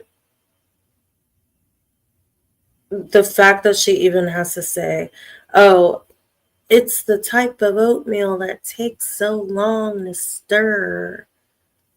Like, why would you even incorporate those details into it? Why wouldn't you just say, I remember I made oatmeal, you know, she's like, the kind that really, really takes a long time to really stir? It's like, there's just so many things about her morning that, I mean, is she just like this every single day or normally? I mean, I don't think so. I refuse to believe so, but I think I really hate her extra explanation about things. And then I had to go and get glue for my son. I had to find super glue. When does she stop to get super glue? Do you guys even know? Because I thought she left her house and went straight to the damn liquor store. What was she talking about? Does she ever stop by a dollar store or something and to pick up super glue? Oh, one of the boys' toys broke. Honestly, as a mom, maybe I'm crazy, but if I was in a rush, the last thing I would do would be to stop to get fucking super glue. Like, I would think they'll be all right. I'll fix it later. I'm in a rush. I have to be somewhere. But it's just everything about the way that she has to insert like these extra explanations. It's, yeah, if one of, do you know how many toys my daughter has, y'all? So many that if one's broken, I just toss it in the damn trash. She doesn't even realize it's gone. But then she had to like include that little tiny part in her narrative of the morning. And it's just like every single thing that she does makes my skin crawl because she just adds so many little details that nobody really would. Oh, I did the oatmeal that takes a long time to stir. Like, who says that? I made oatmeal. I had breakfast. You know, the Best Buy guy came and then I didn't have time for a shower. But I had to stop and get fucking super glue for my kid. Really?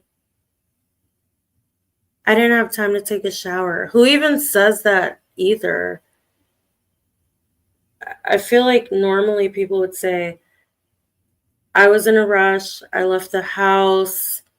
I had to pick up this bourbon because I was going to this event that night. And I had plans with my friends, so I didn't want to run late. And so I was in a hurry to get there. But I had a whole delicious lunch. Sorry, guys. I'm just so over her. She was driving in, and I wanted to wish her good luck and see if I could give her a hug at some point today. Okay. So that was at 10:24. I called my friend Tova back at 11:22. I think I was just, in between working on the paper, being distracted. So between 10:24 and 11:22, all right, 10:24, you're talking to Renee. I talked to her for 18 minutes. Okay, so now we're up to 10:24, 4:24 plus 18, we're at 40 something. 42? 42? Yeah. Then I went back to working. And then I tried Danny again. I left a message at 11:42 a.m. It's probably just 27 seconds. I just left him a message. And this is all at your house? Mm-hmm. Okay, well, the reason I'm getting down to this, I'm trying to whittle this down with what they pulled from your phone. Mhm. Did you ever leave your house before you went to the liquor store and got turned around on Prescott? No. Never left? No. Okay. And so at 10:42, you're done with the call Mm-hmm. from Renee? Yeah. And you don't make another call again, according to what I have here, you called Tova. 11:22. At 11:22. So between 10:42. I worked for a total of like 20 minutes. It's a good thing I'm not on a timesheet. Okay. So from 10:42. And you know what? If you took my computer, you could probably find records of like what time I saved the document. And I'd be happy to sign a waiver so you could look at my computer. And 10:42 to 11:22, you're working on paper. Mm-hmm. And then when you remember the call to Tova? Mm-hmm. And that was, I just left her. She had called. I was just returning her call. Okay. So I just left a message. And then I tried Danny. I left him a call. I worked in between. Once again, it'll be good. I'll get you my computer if you want to take a look at the documents. I just have to validate all this. That's all. So And you could probably go to my email records, which you should have. So she didn't call Danny until 11:22, I think it was. And I remember when she said that he originally called her, that she missed the call because she usually has her ringer off, like, I guess every other mom does when they don't have their kids. Why would you have your ringer off most of the time? And so she missed his call, yet she spoke to Charlie after he called. So you would think that when she picked up her phone, she would have seen a missed call and a voicemail. But according to her, she didn't realize that he had called her. When you guys did the phone, you did the email records, so you would have of like what time I sent messages. Were you sending email messages during those times? Yeah. Okay. Yeah. All right. Between 10:42 and 11:22. I think so, because I don't remember exactly what time, but before I left the house at noon, I sent off the like edits, like the citations to the law school library to have someone look at my citations on this paper that's due that I no longer care about. Okay. And so how can we say, do you have some way of showing I a can look timeline of when I sent email. when you left the house? Oh yeah. So the only thing I have that is the only thing that I guess I have is I was waiting to call back this colleague of mine, Joe Davis, and I called him from the car at 12:27, and he was the first call I made as I was pulling out of the driveway. So that was like 12:27. That's leaving the house. That was leaving the house. So I got into the car, I put on my earpiece, I called Joe.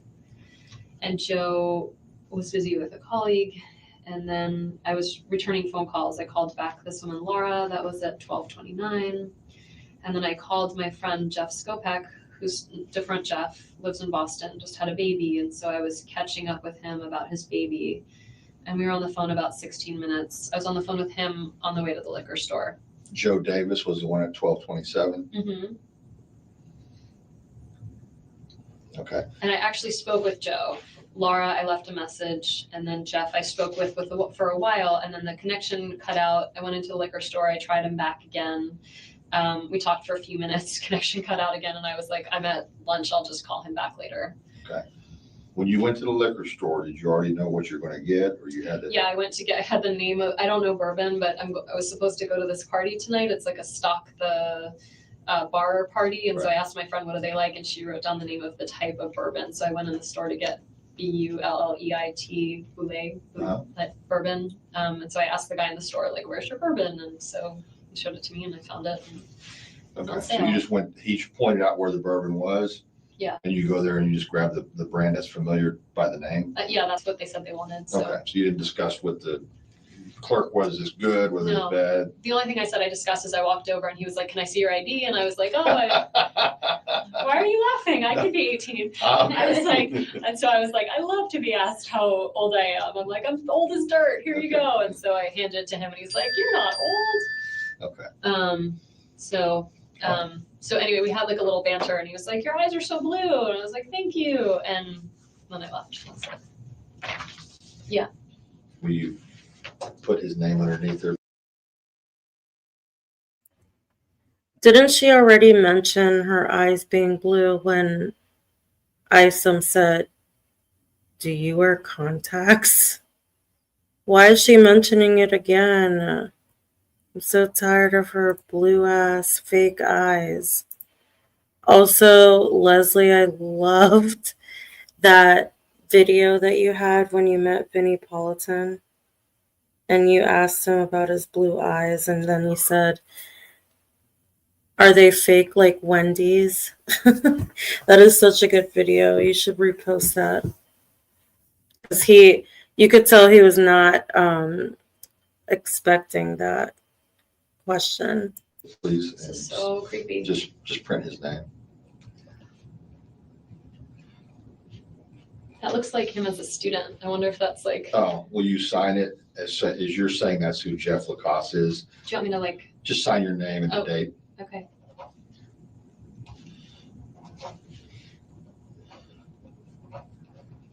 Okay.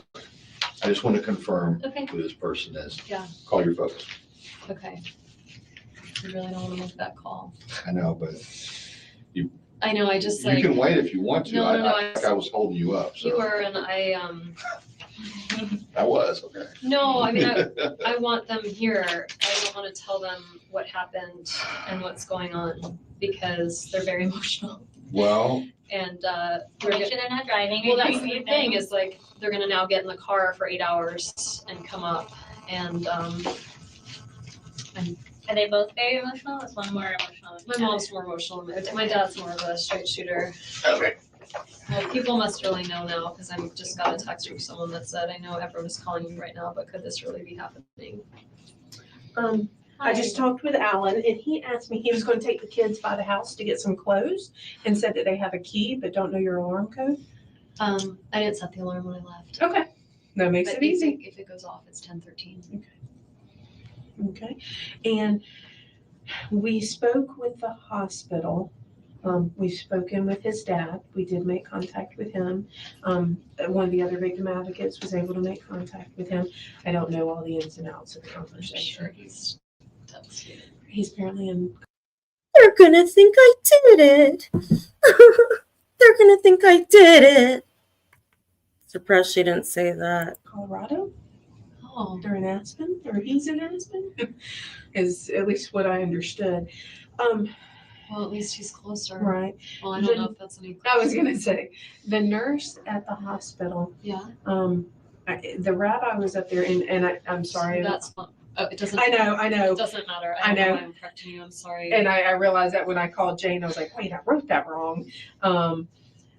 Was talking about something about the rabbi and didn't know what. I'm sorry. Phil was talking. His dad was talking. No, the nurse at the hospital, Yeah. and this was prior to me getting them in contact about what type of Jewish whatever he practices. Mhm. Okay. He calls himself Flexodox, so he's Orthodox-ish.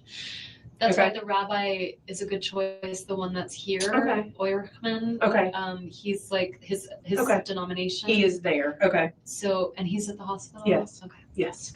Okay. I just wanted to make sure and that's what I thought. And my conversation with him is, oh yes, very familiar. And then when I talked to the nurse, so we may have been talking about two different people Do we have because, an update on what's going on medically? Like, I didn't even ask because I know somebody else is dealing with that. And my understanding is he's in ICU.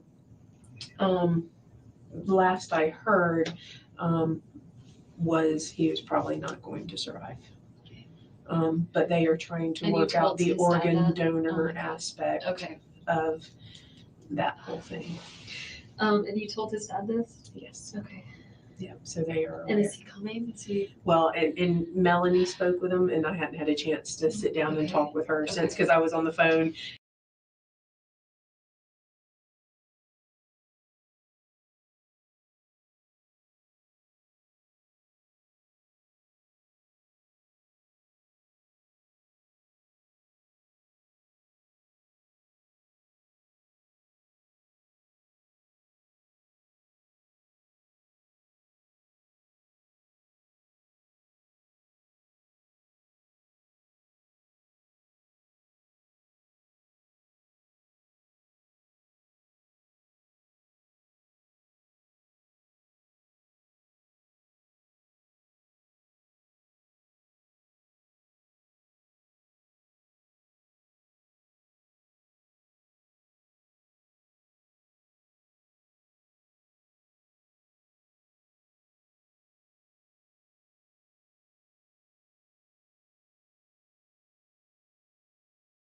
Do you need anything? Are you hungry? I know some people won't. All right. I don't know how to tell them this. I think you're gonna be upset. They're very angry with him, right? Like, Well, this isn't like it's their son, but he's the father of my kids, and this They're is a very, part of my language, fucked up situation. don't pardon your language at all. I would, you know what? When I was talking to, I let them, first because you're upset, so let them know that I'm okay. Yeah. As in you're okay. Well, that's why I and need then, to call them, because my mom would be like, "What happened?" Like, if Right. the police called, my mom would lose her shit. Right, and that's why we always try to get people there in person or get Yeah. so, just say, Danny. 7 o'clock already. I have to see my kids before they go to bed. I'm sure they're not gonna want to go to bed without me, but like. And I'm sure they're gonna be hyped up a little bit because they're over at Oh my someone's house. Oh my god. This is not a normal situation, and things are gonna happen a little bit abnormal. And, No, I know. I'm just picturing like. and part they're of just it. so innocent. They don't know anything, and like they should not have to go through this. They're so little. But you know what? Kids are resilient, and sometimes the younger they are, the more resilient they are. And you, I can tell already, are a compassionate and strong woman. And better than all that too is you've got an awesome support system, whether it be your family or just you've got a ton of people calling you. You've got a network, so you'll have people to help be strong for you. People must be figuring this out. I just got a call from Karen, who's friends with Robin, who used to live here but is in Oregon now, and she just got a call from Robin. I mean, you think my church on me because he wants to make sure that I'm in the I mean, I don't know because you're like I don't know. I don't think you should be worried. I know, like I don't have to call him, right? Yeah, and and I think if anything, it's probably maybe someone concerned for you that's calling him and maybe setting him up to this, and he's just That's like your attorney, but he's not like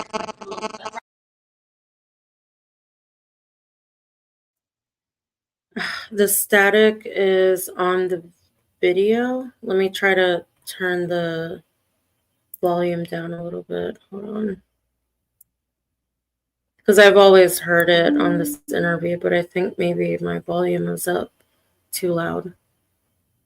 Right, because you do criminal offenses, right, so I don't, because you're an attorney, so you know your rights very well probably, and I think it's just more people being concerned, and people being concerned that that's very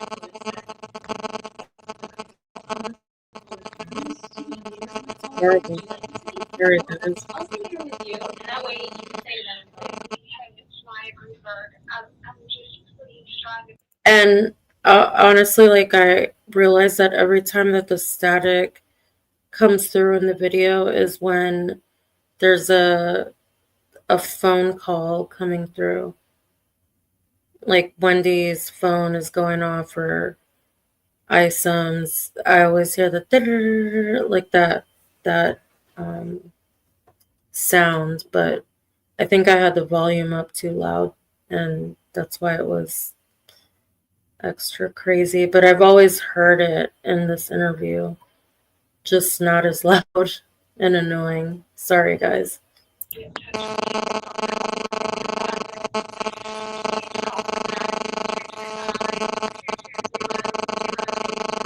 they're probably kind of hearing. They're probably hearing and they're looking for you for Hearing on confirmation. the news, like, so you heard that, like, What I'll tell you, the police station hasn't released his name. So obviously the scene person. Well, and Melanie spoke with him, and I hadn't had a chance. and I'm gonna leave here soon and go be with them. He knew that it was him. Mhm. And she's calling the hospital. So how did Tracy know? And I will say that the Oh, police, Facebook. They're all probably talking to each other on Facebook. I mean, people communicate. Like, No, I know, but like, and then they're all probably trying to call him and say, hey, where you at? What are you doing? And right. And so he's not responding, and he's always very responsive. They must have each other's contact on Facebook and then be connecting with each other. And then what'll happen is they'll get really frustrated because they'll try to contact the police department. We're not telling anyone anything. They'll try to contact the hospital. Hospital's like, no. Here comes Chelsea. Okay, I'm gonna call my parents. I have no idea what to say because I don't even know that he's dead. I Here we just go. You know don't, that he has but- been shot. And But all signs of what everyone's telling you, I mean, when they start I don't even know if he's dead. talking, sorry to be blunt, Organ organ donation, donation. I know that's He's the one that not- really. he's kind of,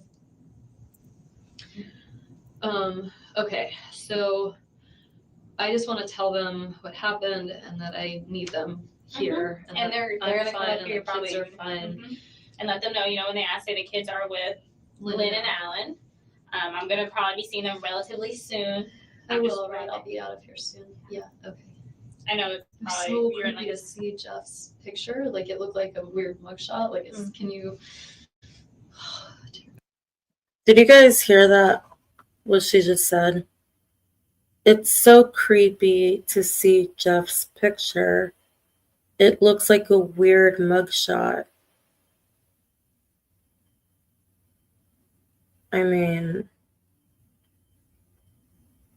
I have no words. God. Okay. nervous.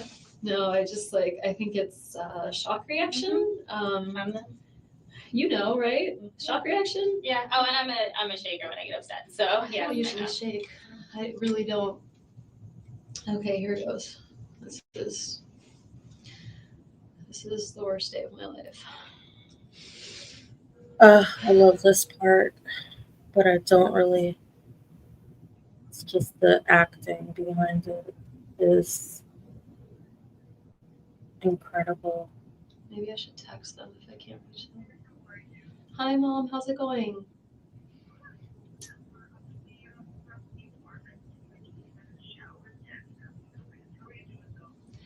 Mom, I need you to sit down. I am fine. The boys are fine. I need you to sit down.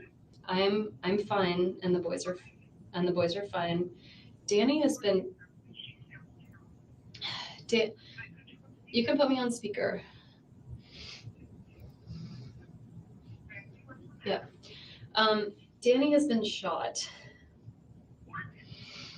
And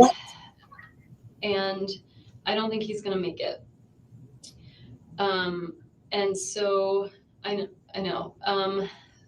So I found this out around 1 or 2 today, and I'm at the police station, and I'm trying to help them figure out who may have done this.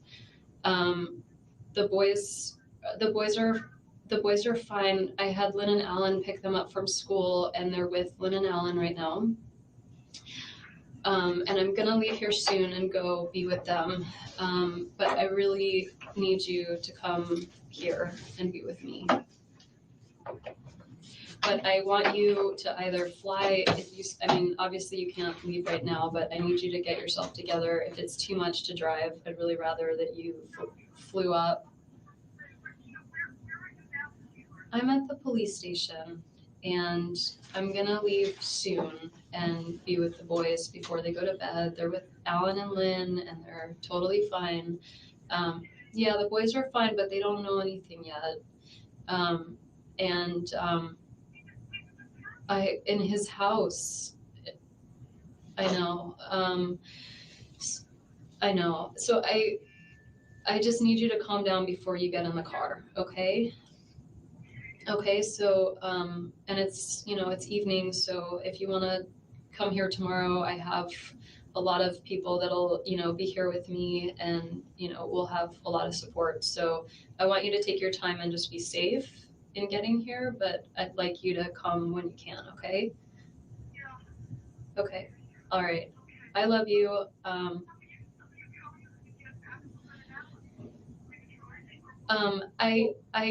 I think Jane might, I have the car here, but Jane might take me. I'm not gonna be alone, so I have a lot of support, and I'll be fine. Yeah, if you could just come here, that would be great.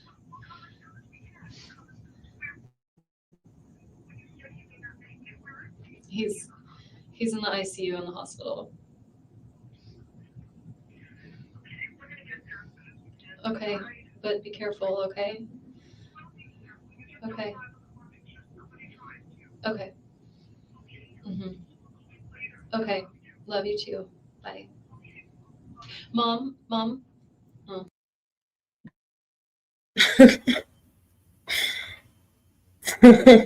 Does anybody know why Wendy is comforting Donna in this moment?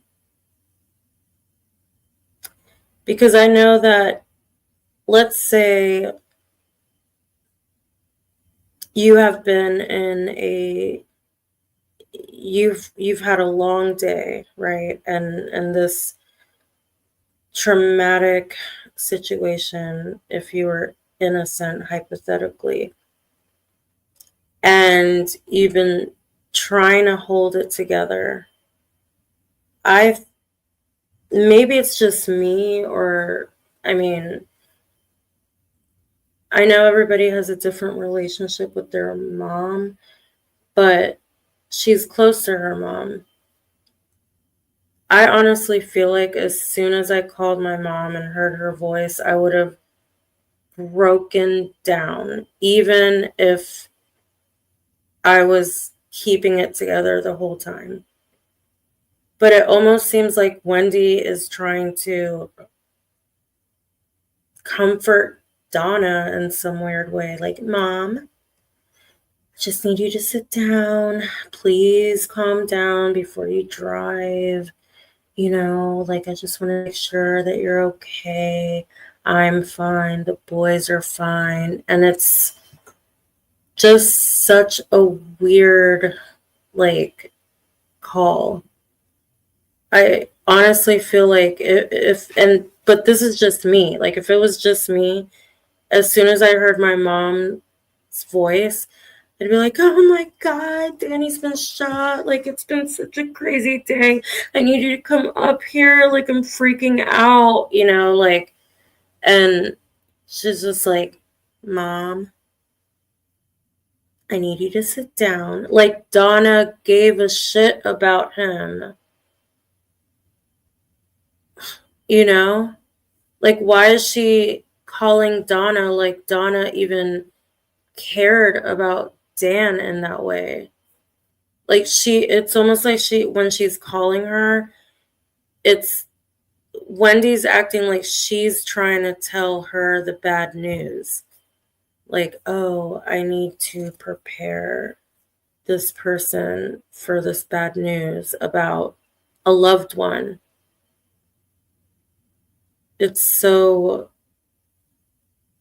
gross. And this is my own personal theory opinion, but I feel like this call was the okay to drop off the money to Charlie, especially because she's like, I'm at the police station and I'm going home and the boys are fine and I'm fine and I was helping them. It's almost like in a way she's trying to like tell her mom like, oh, we're good. Like, you know, they're not arresting me. They don't suspect me. They don't suspect us. And then of course she says, hey, can you let Charlie know? Mind you, at this point, like Robert was still involved in their lives. Like at this point, Robert, he was distant from them, but he was still there. So it's weird to me that she wants to I want to make sure that Charlie knows that what's going on, that everything's okay. What about Robert? Like at this point, remember she sent him the picture of her and Jeff, you know, that they were dating. Oh, don't tell mom and dad about Jeff. You know, Robert was still involved and speaking to his mom and his family at this point. And the fact that she just wanted, hey, can you make sure that Charlie knows, because he had plans to go see you guys in the weekend. Like, to me, this is just me. I feel like this is like, okay, all right, we're good. We're good to give them the money. And also, the phone records show right after Wendi called Donna texted Charlie, said they were going to his house. Charlie texted Katie. Like, it was like that whole train track thing that went down. And I honestly feel like they were waiting to make sure that Wendi was in the clear before they delivered the money. But that's my own opinion. I don't have proof about that. That's just me speculating. You did awesome with that call. You were so stressed out about it and you handled it. I just wanted you, I talked to Alan, okay? And just because my suggestion to him, just because we don't know what's going on, was if he goes to the house. Sorry, my mom might be calling back because she heard me. Mom? You did, yeah. I just wanted to ask if you could just tell Charlie for me. I just don't want to be making calls right now, so if you could just tell Charlie for me, that would be great. Okay, and just like it's on the news a little bit that there was a shooting on Trescott, and so I'm starting to get a lot of calls, and I'm not going to be answering them unless they're from you. So I would really try not to tell anybody what's going on just yet, just because like he's in the hospital and Charlie, I talked to Charlie earlier today, obviously before any of this happened. Like I talked to him at like 10 this morning and he said that he was coming to visit you guys this weekend. And he had plans and he sounded good. I just can't, Mom. So can you just tell him? Yeah, just tell him for me, and then I'm sure I'll talk to him soon. But I don't want to be on the phone unless I have to right now. Okay? Okay. All right. Love you too. Bye.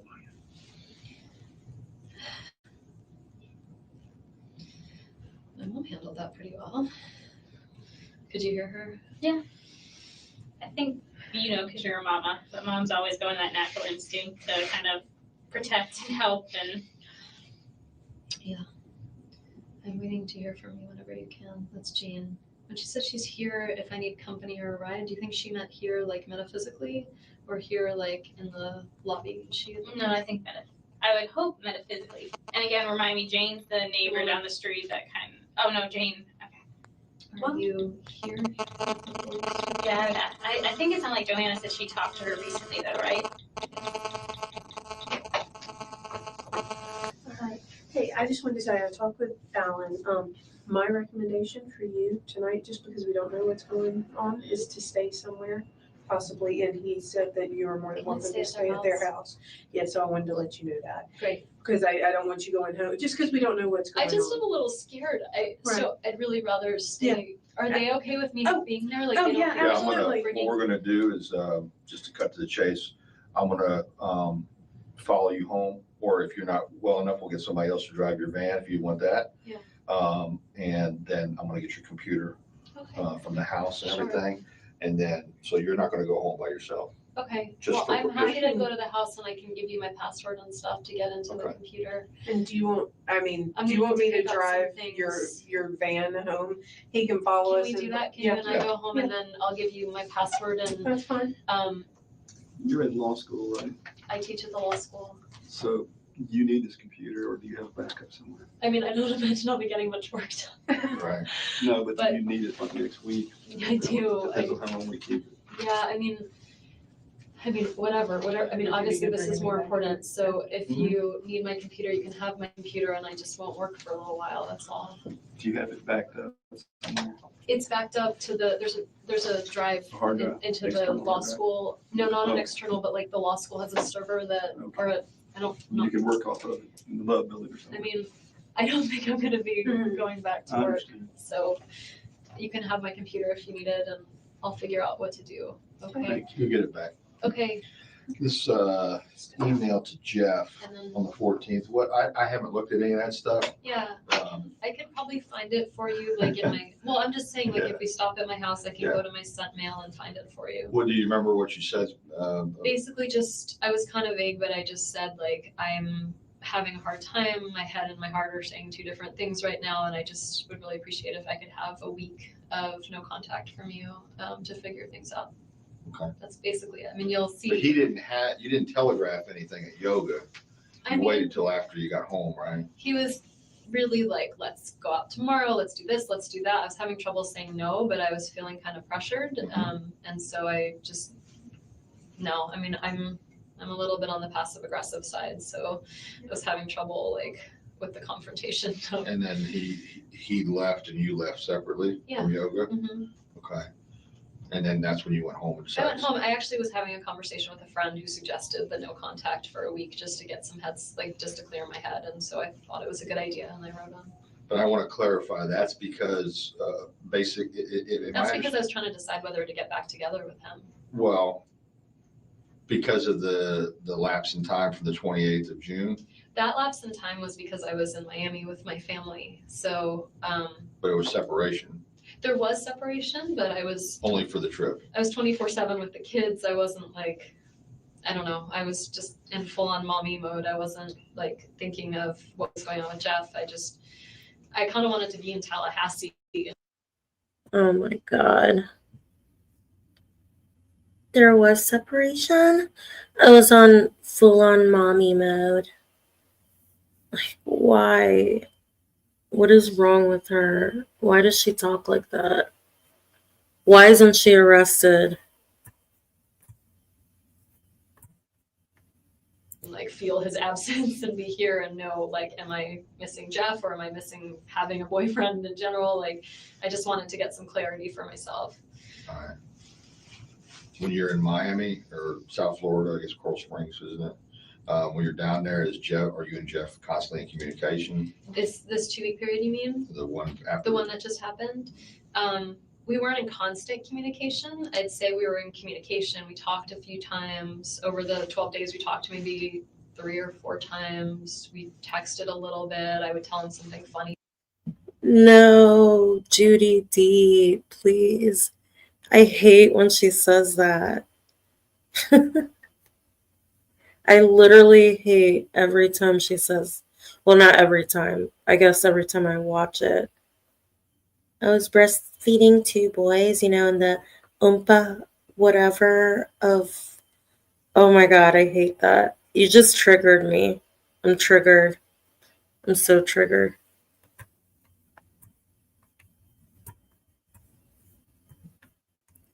I hate it. The kids did or something, but I honestly didn't have a lot of privacy or time to myself, and so I was feeling sad about what was going on, but I wasn't communicating with him that much. You're feeling sad about? Well, I felt like he and I were in a great relationship, and he had done this thing to kind of make it not so great. How would you describe his actions in Gainesville as far as the coming back from dinner? Yeah. Going through your phone? No, that he did like months earlier. I'm sorry. So that didn't happen that night. He came back and he was upset, and he said, like, I was asking about this, like, every year FSU picks a book for all the freshmen to read, and this year they picked my book, and so I'm giving this speech in August in front of the whole freshman class, and he was like, I was going to wait until your big speech was over in August to tell you this, but like, I just can't. Book again.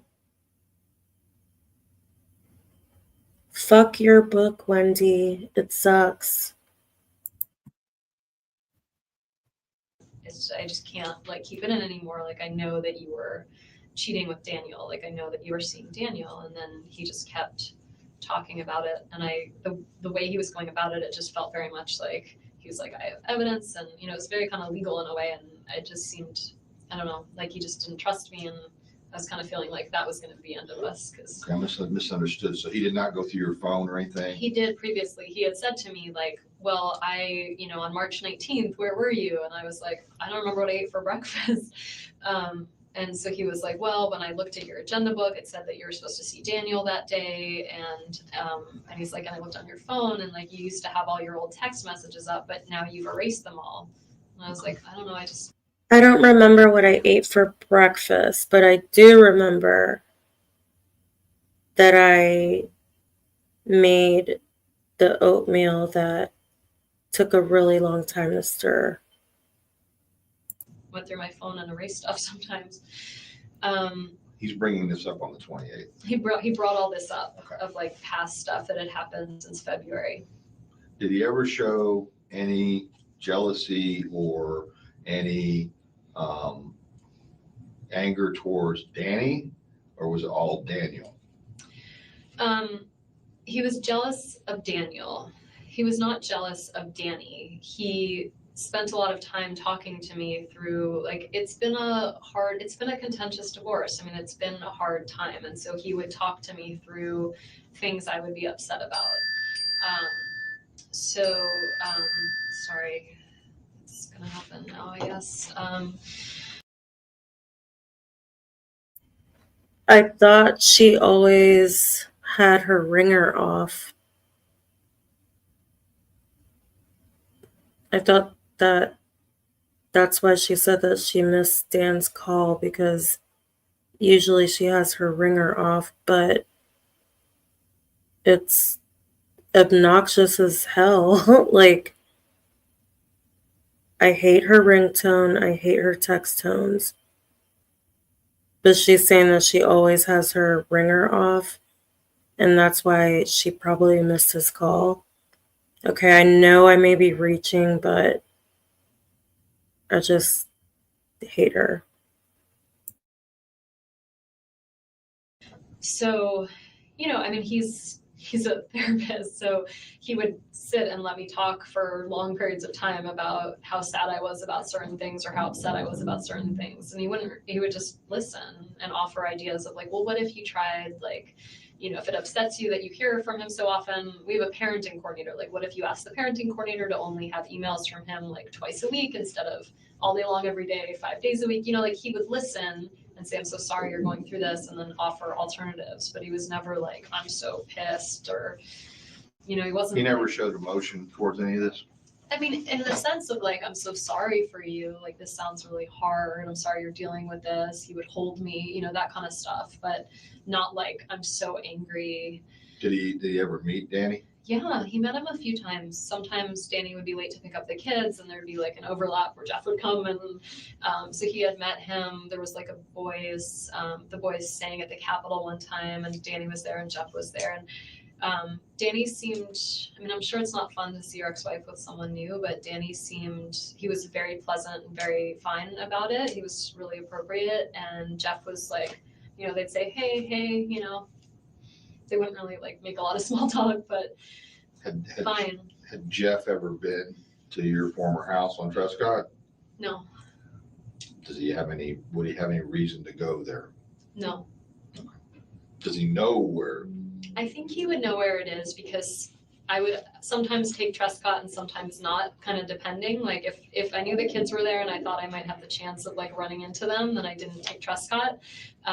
If it was like nighttime and we were driving back from somewhere, sometimes I would take Trescott and I would be like, there's my former home. Like it's, I would point it out.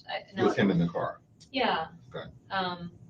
I don't remember like a specific instance in which I did that, but I'm sure that would be something I'd say like, wow, that was my house. Like, isn't it pretty? Or, So you never took him there specifically to pick up the kids or No. exchange anything or Mm-mm. anything along those lines? No.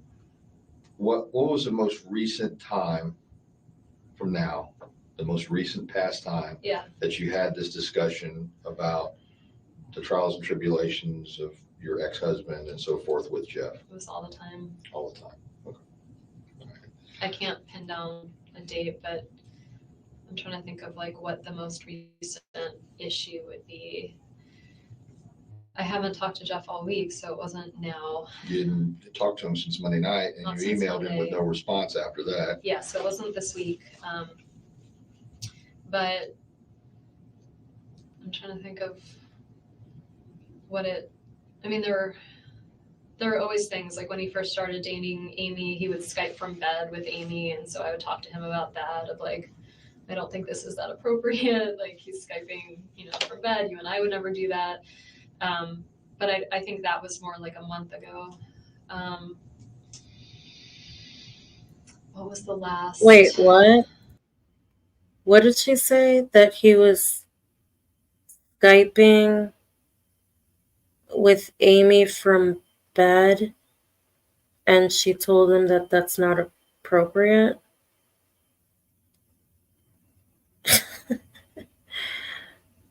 Who the hell is she to say what's appropriate?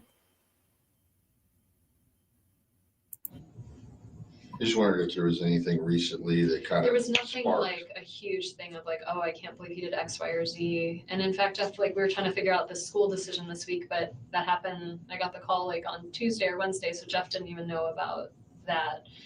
I honestly can't think of a. Right. Did you ever?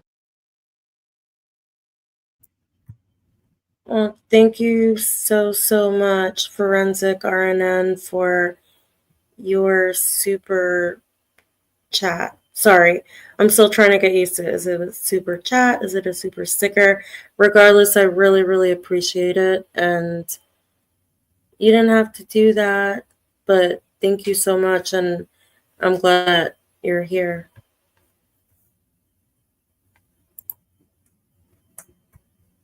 A contact person at this prospective school for one of your kids? Who was that? Danny and I both talked to her. So it's a woman named Erin Lombardo, I think she might be the assistant principal there, so. What's the name of the school? It's the School of Arts and Sciences. Okay. It's a charter school in town, and I had put in an application for Ben, and he got picked from the lottery to go. And so they called, I can find when they called. I think they probably called Monday. I can't actually remember what day. They called at some point this week, maybe Monday or Tuesday, Wednesday maybe.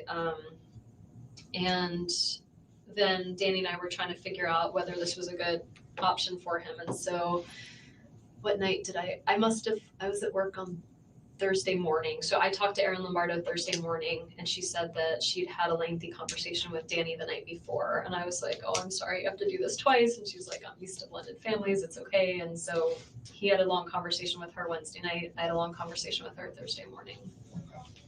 This past. Erin, yesterday. All right.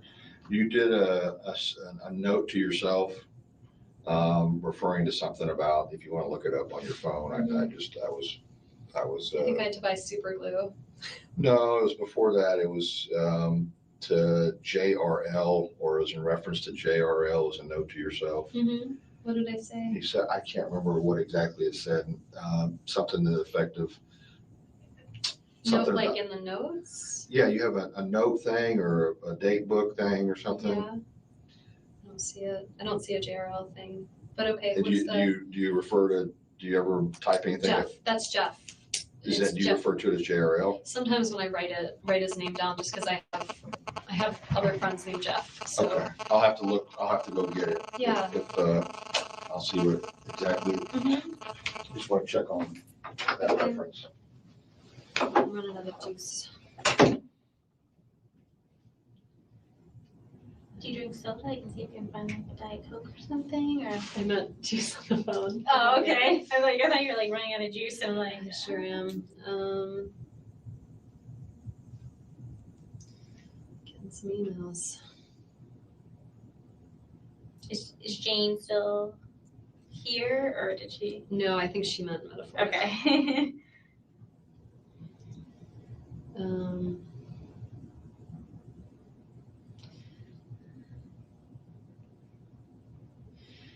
Oh my God.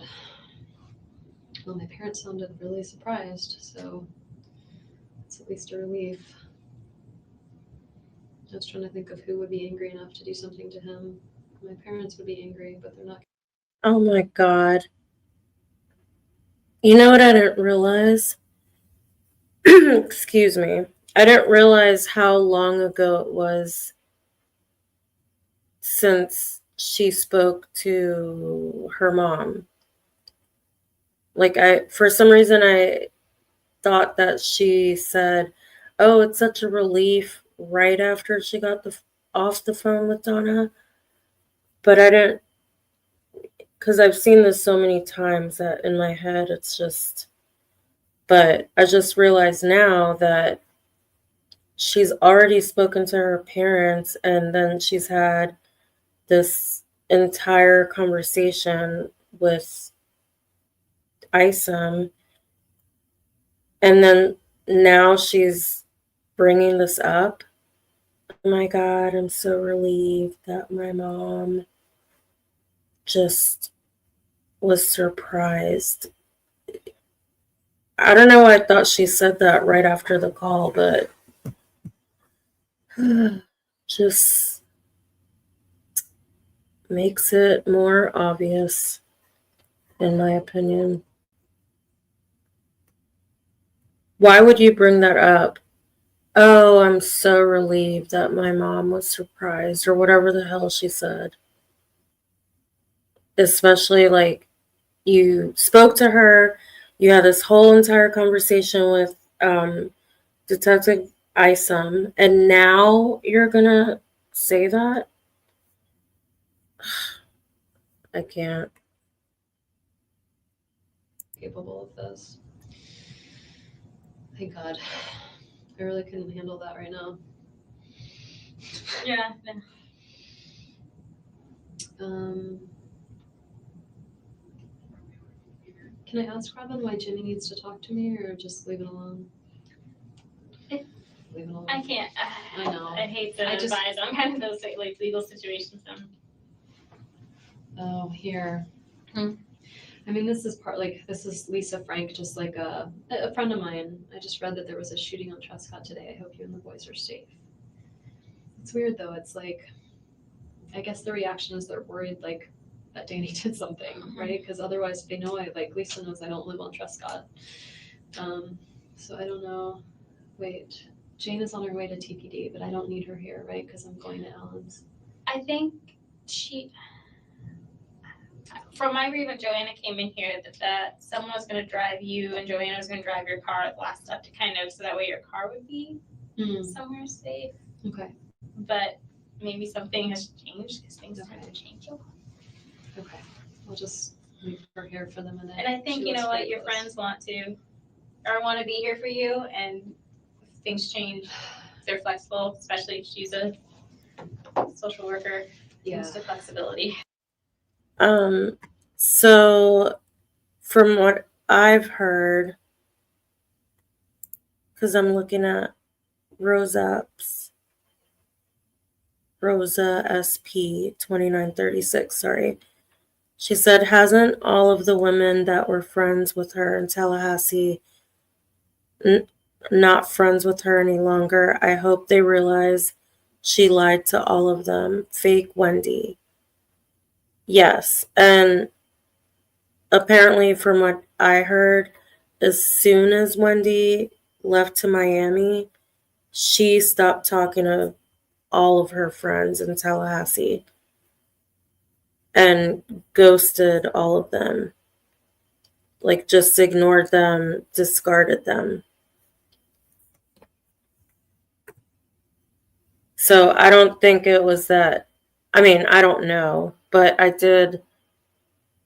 heard this from a TikTok creator that has mutual friends with Wendi and Jeff, and he said that as soon as Wendi moved to Miami, she stopped talking to everybody from Tallahassee. She just ignored them and dropped them.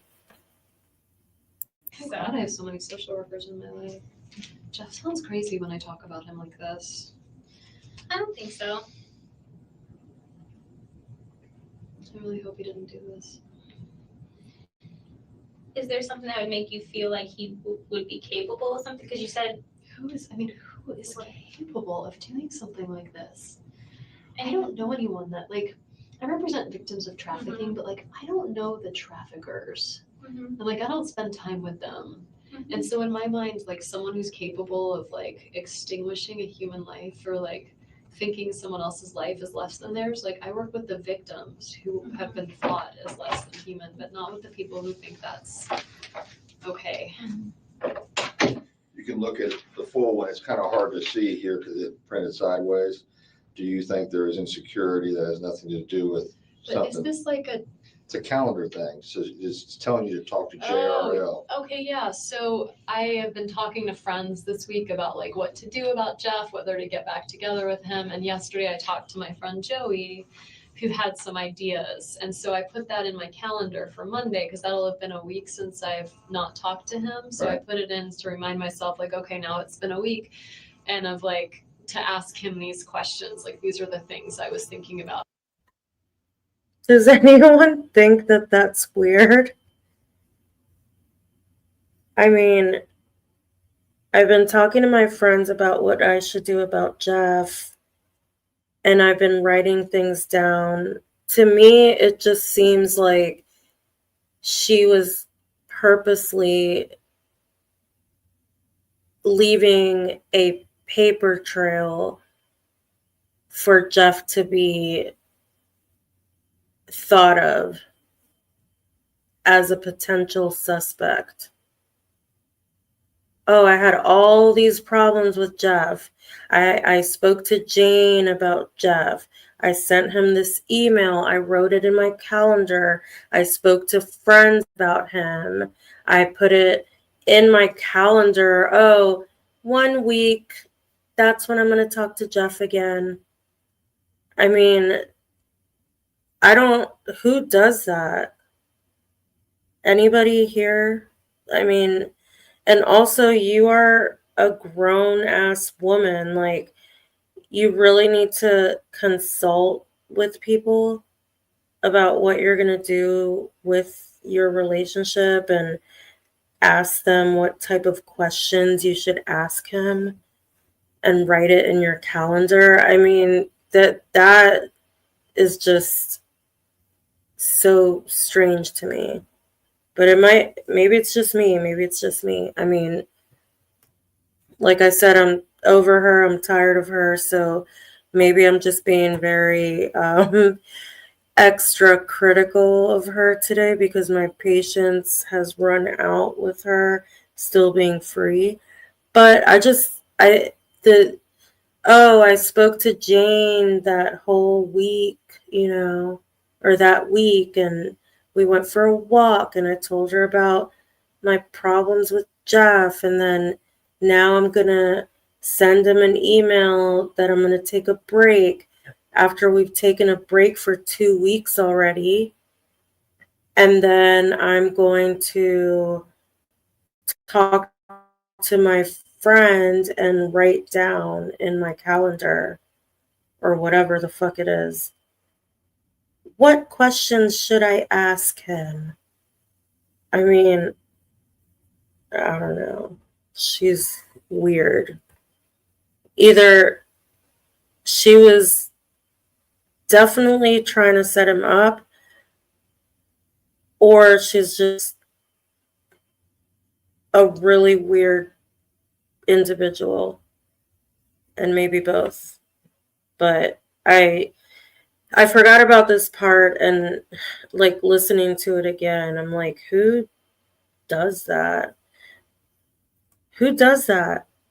Some things I want to talk to him about. And when you're referring to this, you're saying Daniel, not Danny. Daniel Sack. Right. That's who you're saying. His aggression or his jealousy, however you want to talk about, however you want to describe it, is towards Daniel Sack. Because Jeff really felt like, it's all about Daniel Sack, because Jeff just felt like everything was fine now that Daniel has moved to Amherst, and I kind of felt like if you're going to be insecure, it's going to be someone else some other time, that it's not just Daniel, that it's like something going on. But this has never happened. This is for this is coming my Monday. Calendar for Monday I'm writing down things to talk to him about. Okay. Makes me sound like a total weirdo. No, that's fine. I just was curious because I saw Daniel, and I know you told me it's to you to.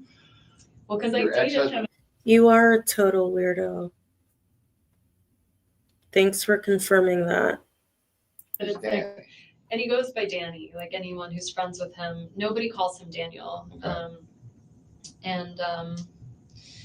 It's just his given name, but there's not a person on earth that calls him that knows him. So he goes by Dan or Danny, and his niece and nephew call him Bo. A lot of the family calls him Bo as a nickname. Right. But Daniel Sack is Daniel Sack. Okay. Yeah. All right. When was the last time you talked to Daniel Sack? I talked to him this week. Okay. Everything's fine with him? Yeah, he's living in Massachusetts. He's happy. Okay. We had a nice chat. Okay. I mean, he's my friend, and all right. Yeah. Okay. We're gonna get ready to leave here just a minute. Great. And I think we determined that. We're gonna go to my house. I'll give you my computer. Right. And passcode or whatever. Yeah. And then from there, you're gonna go to the friend's house. Mm-hmm. I'll pack a bag and we'll go. Okay, so Joanna is gonna come with us. Yep. I think my friend Jane is outside. She said she's parked outside TPD in case I need her. So we can tell her, I guess, that Jane that was here. McPherson? Yeah. Mm-hmm. That I don't need her, I guess. I mean, she can come with, but. We just want to make sure you get someplace that you're comfortable, and you've already told me enough reasons that you feel like that maybe whoever did this. I don't want to go home. Right. So we're going home just to get the Okay. clothing, the computer, and then we can get you onto the Okay. other, I can't remember their names now. Alan and Lynn. Right. They live really close to me. Okay. You look like you've had a long day. I have. Okay, so we'll You look like you've had a long day. Why does she assume that people are going to come after her? I mean, you're divorced. You know what I mean? Like, why do you all of a sudden assume that people are coming after you specifically? What do you, I could understand if, like, let's say, oh, we gambled money and, you know, they got him and they're coming after me and my kids next or something. But just the fact that she is this whole thing about, I'm so scared, you know, what if they come after me and the boys? Why do you think that? How do you know that it wasn't someone trying to rob him? Like, why do you think that it has to do with you directly or specifically? And why would you say, maybe somebody did this because they thought it was good for me? Like, my God. I mean, nothing about this whole entire interview is normal human behavior. And I'm trying to understand why nobody saw this at the time. She was able to just walk home and, you know, she was able to be babied. I'm cold. This woman is freezing. Do you guys have a jacket? Like Jane coming in. And then she just gets up and walks out. Like, there were no hard questions asked, like, at her. I guess that's what I don't understand, I guess. And then everybody knew that, you know, the biggest issue in Dan Markel's life was Wendi Adelson. Everybody knew that she hated Tallahassee. She hated him. She wanted to go to Miami. She shit talked him every single day. Couldn't get over it. But yet, everybody treated her like she's this delicate little flower during this interview. I don't get it. I really don't. Sorry, guys. My rant is over. We getting ready to go in just a minute, okay? Okay, well, I don't have a lot of stuff to take with I me. know, Can I I throw out the tissues in the trash can? Yeah, but we're not there yet. I just wanted to. I'll get a trash can for you before you go, don't worry. Okay, because I've been thinking. It's okay. Um, Do you want me to go with you on any of this? you're really sweet. I'm okay. Okay. I mean, I'm not. I mean, I'm gonna call you I'm- to check. I'm gonna call most you. definitely not okay.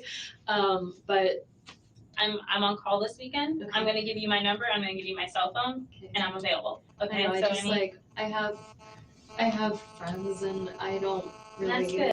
That's good. You're really sweet, but I don't need you. No, thank you. I have so many friends.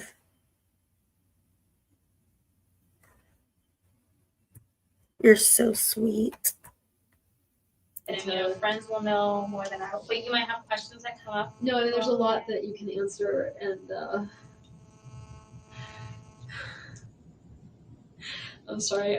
I can't believe this is happening. And I'm sorry this is happening. God, everyone's sorry this is happening. You know, it's like my parents have more reason to dislike Danny than almost anyone else. He hurt their daughter, but listening to my mom just like cry and be horrified on the phone and be like, "Okay," and she sounded like That's horrible. And normal, good-hearted people don't wish nobody would. things like this to happen. You know, like you might say like, I get frustrated. You might be like, I hate someone, but you don't ever saying stuff out of emotion isn't something you really want sometimes to happen. This is a very strange day. Using the word strange is very kind of you, because you could use a lot of other explicitives to probably describe today for yourself. I want to write Renee just because if there's any way I could.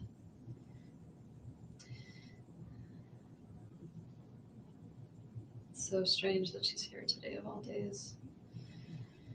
Is she going for like a Title IX position or something like that at Florida State? It's not a Title IX. It's actually like a social entrepreneurship position. I called the wrong number. Or maybe she's lost her cell phone. She's run out of money. I can't even like. No, you're okay. I'm sorry. I'm asking you. You're relevant. Renee is. Yeah. Hopefully that'll work. It's really messed up that people are worried when they hear gunshots on Trescott that they think like something happened to me. I guess it makes sense. It's divorce and people do crazy things. Before I get into what she just said, you guys are cracking me up about her hoo-ha.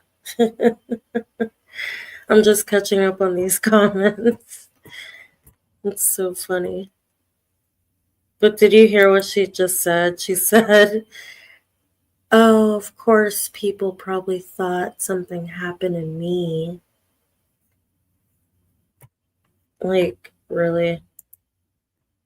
That's the Jane that was here. McPherson? Yeah, Mm-hmm. that I don't need her, I guess. I mean, she can come with, but I don't We need just want to need make sure her. you get someplace that you're comfortable and you've already told me enough reasons that you feel like that maybe whoever did this. I don't want to go home. Right. So we're going home just to get the Okay. clothing, the computer, and then we can get you on to the Okay. other, I can't remember their names now. Alan and Lynn. Right. They live.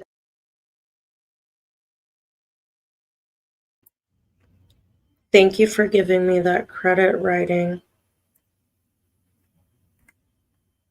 Really close to me. Okay. You look like you've had a long day. I have. Okay, so we'll be getting ready to go in just a minute, okay? Okay, well, I don't have a lot of stuff to take with I me. know, Can I I throw out the tissues in the trash can? Yeah, but we're not there yet. I just wanted to. I'll get a trash can for you before you go. Don't worry. Okay, because I've been thinking. It's okay.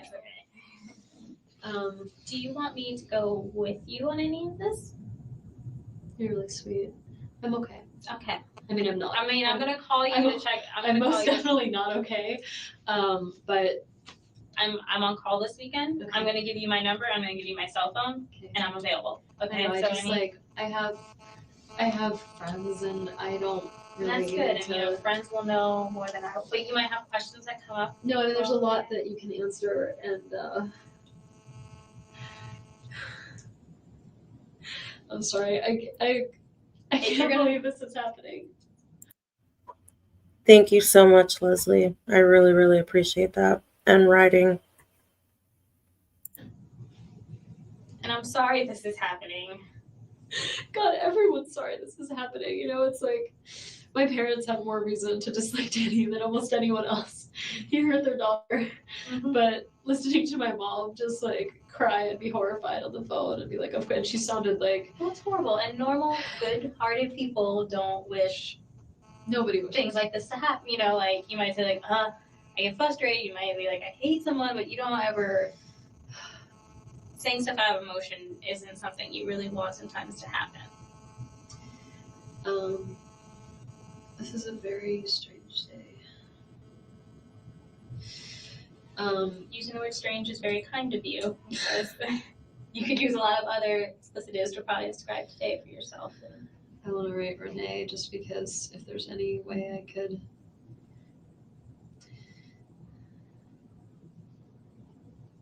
It's so strange that she's here today of all days. Is she going for like a Title IX position or something like that at Florida State? It's not a Title IX. It's actually like a social entrepreneurship position. I called the wrong number. Or maybe she's lost her cell phone. She's run out of money. I can't even like. No, you're okay. I'm sorry. I'm asking you irrelevant. Renee is, yeah, hopefully that'll work. It's really messed up that people are worried when they hear gunshots on Trescott that they think like something happened to me. I guess it makes sense. It's divorce and people do crazy things. I really would like to get out of here. Very soon. I'm sure you would too. I know. And I'm on call this weekend, so. Yeah, it's a really hard job. It is, but Yeah. you know, it's something I think's needed, and somehow I'm able to do it. And I don't know if it'll be mine forever, but it's. I think it's probably got a lot of burnout. It'd be hard to do this forever. My stomach really hurts. Just those little things too to keep in mind when you're kind of going through the motions, because that's what you're probably going to be doing the next few days. To eat. When they're like, you need your work computer. I'm like, work. Take my computer. Thank you so much, Leslie. And True Crime in a minute. I'm sure you guys are already subscribed to her, but if you're not, please go to her page and subscribe.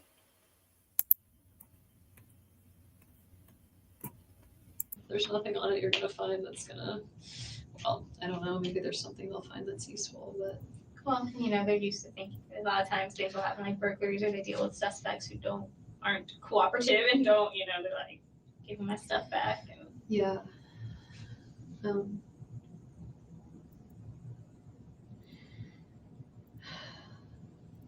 main thing, your parents will get here. Yeah.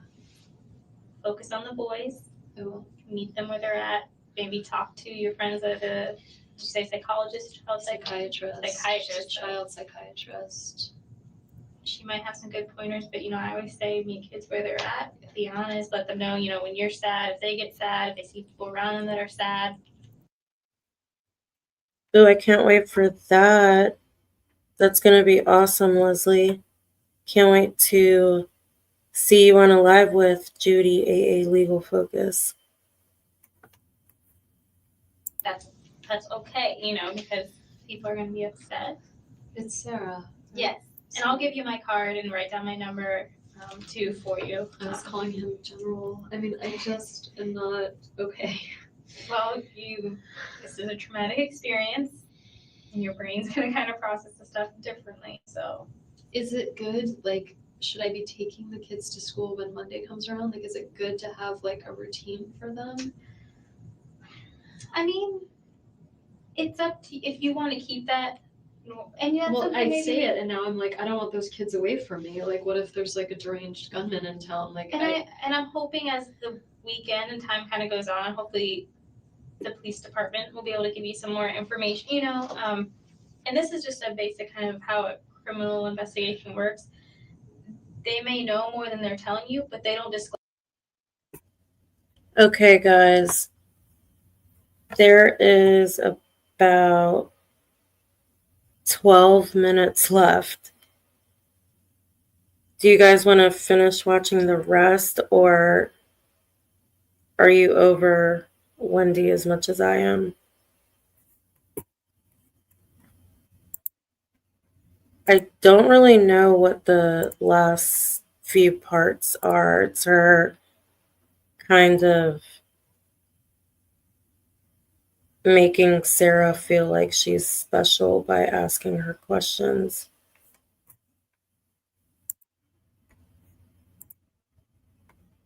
All right, we'll finish it out. Let me know. Do you guys want to finish out the whole thing?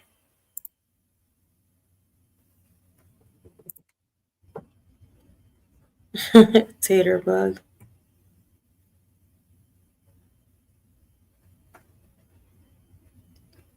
I'm not sure if I actually remember the last few minutes of her interrogation. All right, let's finish this out because this is part 3. Gotta get through it.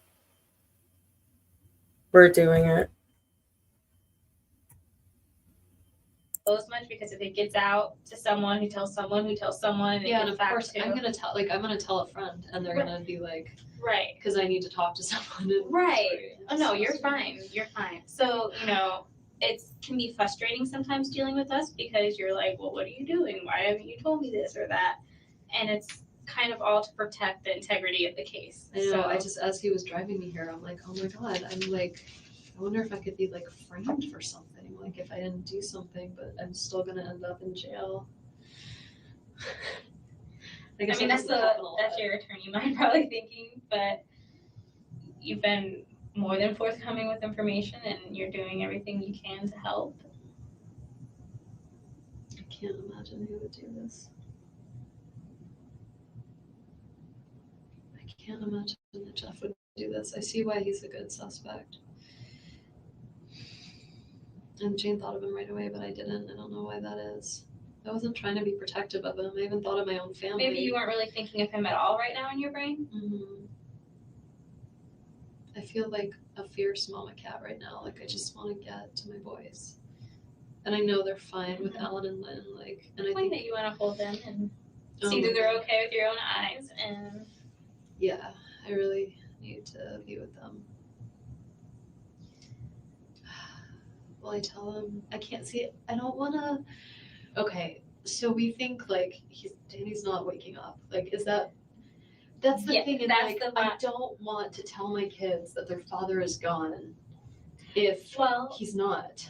Like, I don't want to have that. Do you think you can be around them tonight without maybe disclosing to them? I do. Then maybe something you could just wait till the morning till you know a little bit more certainty. Is somebody going to tell me? Like, if he doesn't make it and it's like official, is someone going to? What? I mean, I'll know because they'll notify me because then when incidents like this happen, they'll have to do an autopsy and things like that. So I can ask the investigator to let me know when they get, because they'll have to notify the They'll police. figure this out, right? They'll figure out who did this.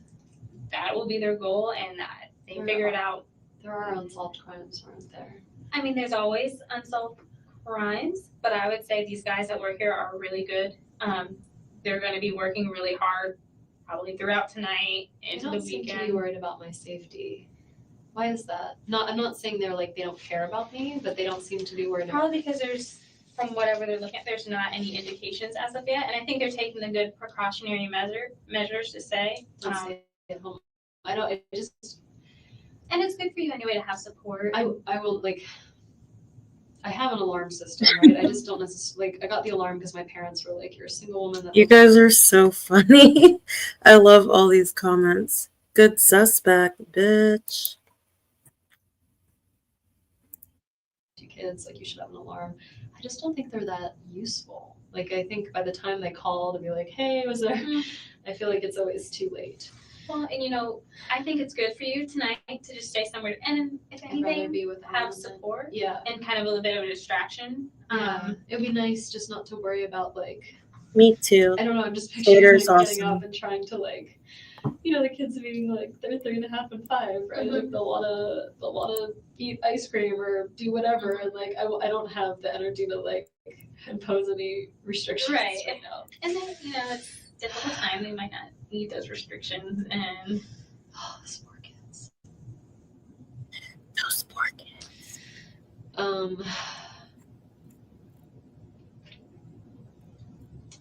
But I think if you think you'd be comfortable tonight, just kind of waiting to see. I do. You think that makes sense? Like not just because I am still not. Well, because this is. I would say maybe yes, it would make a little bit of sense. And talk it over with your family and friends. But the thing is, because then if not, you're gonna have to tell them something along the lines that he's seriously hurt. You can't see him, and stuff like that. Exactly. And then you're gonna have to come back and be like, oh, well, actually, What do you tell your children when their father was murdered? It's not like Daddy had cancer and he's sick and he's around for a long time. I don't think you tell them all that right away. And No. again, Thank you so much for being here, Sue Gaines. That's a really sweet comment. I hope you come back. and I'm not, I don't work with children very often. Oh. but I would tell them, just that, he was really hurt and he had to either, go to heaven, whatever kind of concept that they have on that. I don't know how, I said, like, I don't know how much they get this. Exactly, Rosa. But, like, he was fine and he was healthy, he was strong. It's not like he was sick and they saw him get sick. Like, Well, and that's why you said he was hurt, because, and I know they don't understand this, but think of this, he could have gotten in a traffic crash or we're gonna something. have questions though, and I don't want to lie to them. And you don't, Like, And I don't then want you to say he was hurt. Blue, your comments cracked me up. You're so funny. Everybody on here is so funny.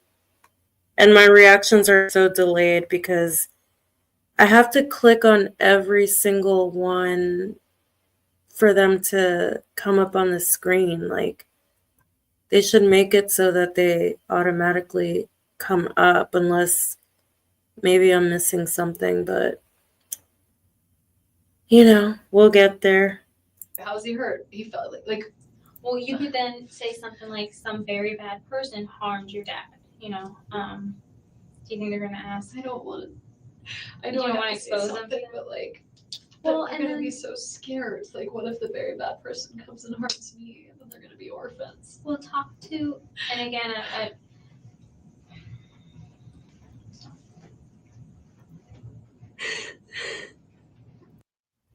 What, what did she say about her kids being orphans? Sorry. Hold on. but I would say these guys that work here are really good.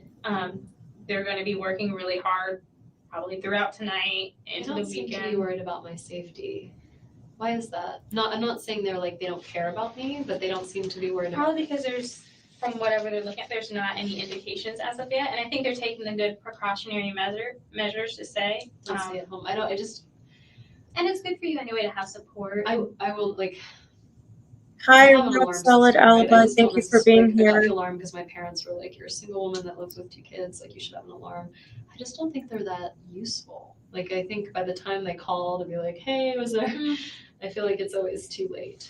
Well, and I think it's good for you tonight to just stay somewhere, and if I'd rather anything, be with them have than- support Yeah. and kind of a little bit of a distraction. Yeah, it'd be nice just not to worry about like, I don't know, I'm just picturing like getting up and trying to like, the kids being like, they're 3.5 and 5, right? Like they'll wanna eat ice cream or do whatever, and like I don't have the energy to like impose any restrictions Right. now. And then, it's definitely Thank you, time they John might Smith. not need those restrictions, and Oh, those poor kids.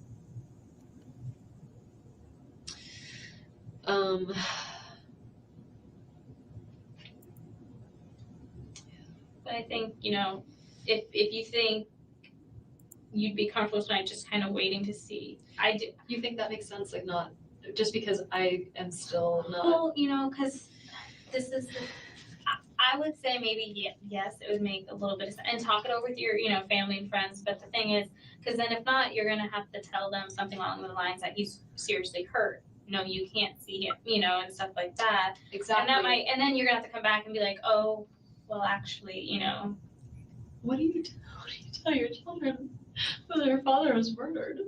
It's not like Daddy had think you cancer tell- and he's sick and he's he's around I for a don't long think you time. tell them all that right away. And No. again, I'm not, I don't work with children very often. Oh, But I would tell them, Did you guys hear that? just that, he was really hurt and he had to either,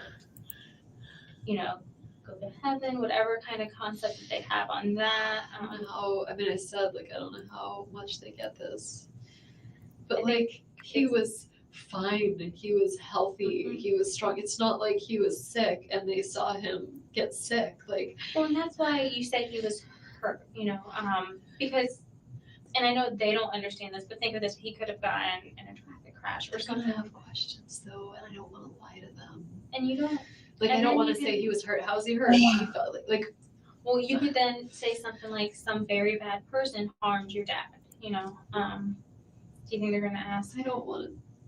I You know don't I wanna have to say expose them? something, but like, Well, I'm and gonna then- be so scared. Like, what if the very bad person comes and harms me, Exactly. and then they're gonna be orphans? We'll talk to, and again, Ew, did she just really say that? What if the very bad person comes and harms me and then they're gonna be orphans? Really? That's why I had to go back because I heard her say something about orphans, but what the fuck? It's not about you, Wendi, okay? You don't even know what happened, quote unquote. Why are you so worried about yourself and thinking about your children possibly being orphans? Why don't you instead put your big girl panties on and think about how you're going to be there for your kids? I mean, just when I think that she can't piss me off even more, she does.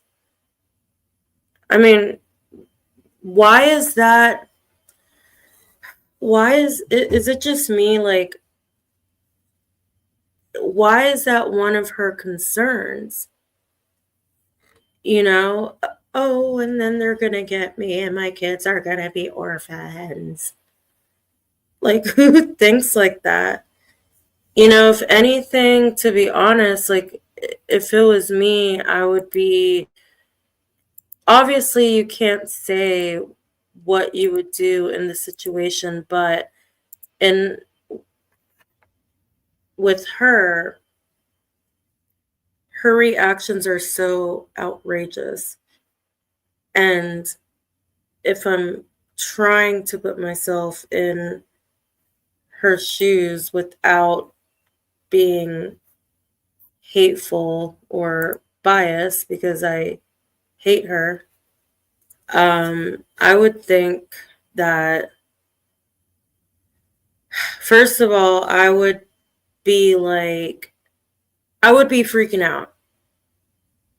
I have a daughter, she's 8 years old. I would be thinking, oh my God, like, I need to get to her. I need to be with her. I need to be there with her. Like, I can't believe that she's not going to have her dad anymore that loves her so much and she loves him. And even if we had a horrible breakup or divorce, whatever, there was still one time in your life that you cared for this person, quote unquote. Not Wendi, though. But the fact that, I mean, and then you know that, like, his parents live in Canada. He doesn't really have anyone here. I mean, I know that you hate him, girl, but wouldn't you want to be there for his last moments so that he wouldn't be alone in honor of your children? Like, whether you like him or not, whether you hate him, like, for your kids, like, wouldn't you want to be there for their dad that's dying? She had no. And the crazy part too is, guys, and I'm so sorry for this rant because I think it's just that I haven't seen this end part of her, this last part of her interview in a long time. I think I've always watched the first part, middle parts, but, and I'm also annoyed that she's not arrested. So my patience with Wendi Adelson has run very thin. But I would think, and then even when she's on the stand and she's like, I did everything to be helpful, and I gave them my phone, and I gave them my computer, and I gave them everything. Yeah, you probably planned that.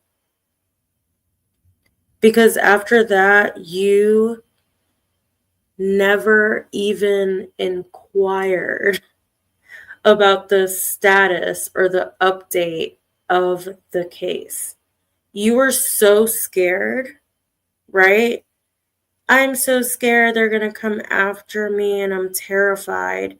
You were so scared that after you moved to Miami, you didn't even care to follow up with the detectives. You didn't care to follow up with the case. You were that scared for your life and your children and the safety, but you had no inkling to even follow up.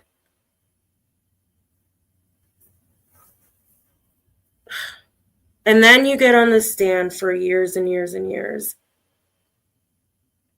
And the thing that blows my mind, I think, after everything is, okay, Katie 1, Katie 2, and Charlie. She was real fiery. She was really like giving the attitude back. She was very defensive. For some reason in Donna's trial, she was Xanaxed out, maybe. She looked stressed. She looked deflated. And then she lied about weird things in Charlie's trial. I'm sorry, excuse me, at Donna's trial. And I'm not sure if she feels like the walls are closing in on her or if she is just annoyed and tired of doing this all the time. But I did feel a big shift in her during Donna's trial. Like I was waiting for that, for her to be combative and her being like, I'm glad they're already in jail. Like I was waiting for that type of thing. But she was somehow submissive. All right, sorry, you guys. I keep going on a tangent, but I just got to tell you guys, and I know you guys understand that I just hate her. I want her to go to jail. I'm so tired of her being out. I'm like, the thing is that every single person here, everybody in this chat, everybody that follows this case knows in your heart of hearts that Wendi knew that she's a part of it, that she benefited the most out of everybody. And for some reason today, I don't know, maybe because I had like back spasms and I'm annoyed because I don't have time to have issues because I have to work. I'm a mom. Like I have shit to do, and I'm annoyed that I felt disabled for a day, or not disabled, but whatever. And so maybe that's why my patience with her is not there. But she has a thick ass neck, so she'll be all right in prison. She'll be able to take a couple blows to the head. Her neck is really sturdy and strong.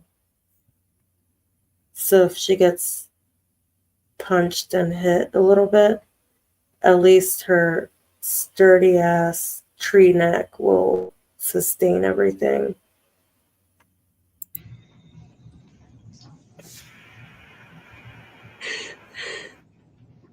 take it one day at a time, though. We're kind of getting ahead of ourselves again. I know, but I'm just trying to figure out how do I go to the house and tell them what's going on. You know, when you were talking to your parents, you were very composed given the situation. I'm usually a really good advocate for other people, just not for myself. So yeah, I mean, I can like put on my big girl pants if I have to, but talking to my parents and talking to my kids. Well, and then you, when you do talk to them, you know, like I always look, I could be there with you, but they don't know me. So I think that would freak them out right. more to have you there. Right, Like, who's this exactly. and why do we need her? So and they would ask you like, who are you? Right, and then we'd be little friends, but still the same. You know, but have a support there for you. So if things get a little bit hard on you, Can I text Ritu and just my friend who's the child psychiatrist? And absolutely. Because I think. Yeah, and again, I'm not a psychiatrist, and I don't work directly with children. Do you mind if I talk to her? Like, I'm sorry, I just No. keep feeling like I'm a suspect and I need to ask. Like, No. No. And she'll probably call you after you send her this text, and I feel like I'm a suspect.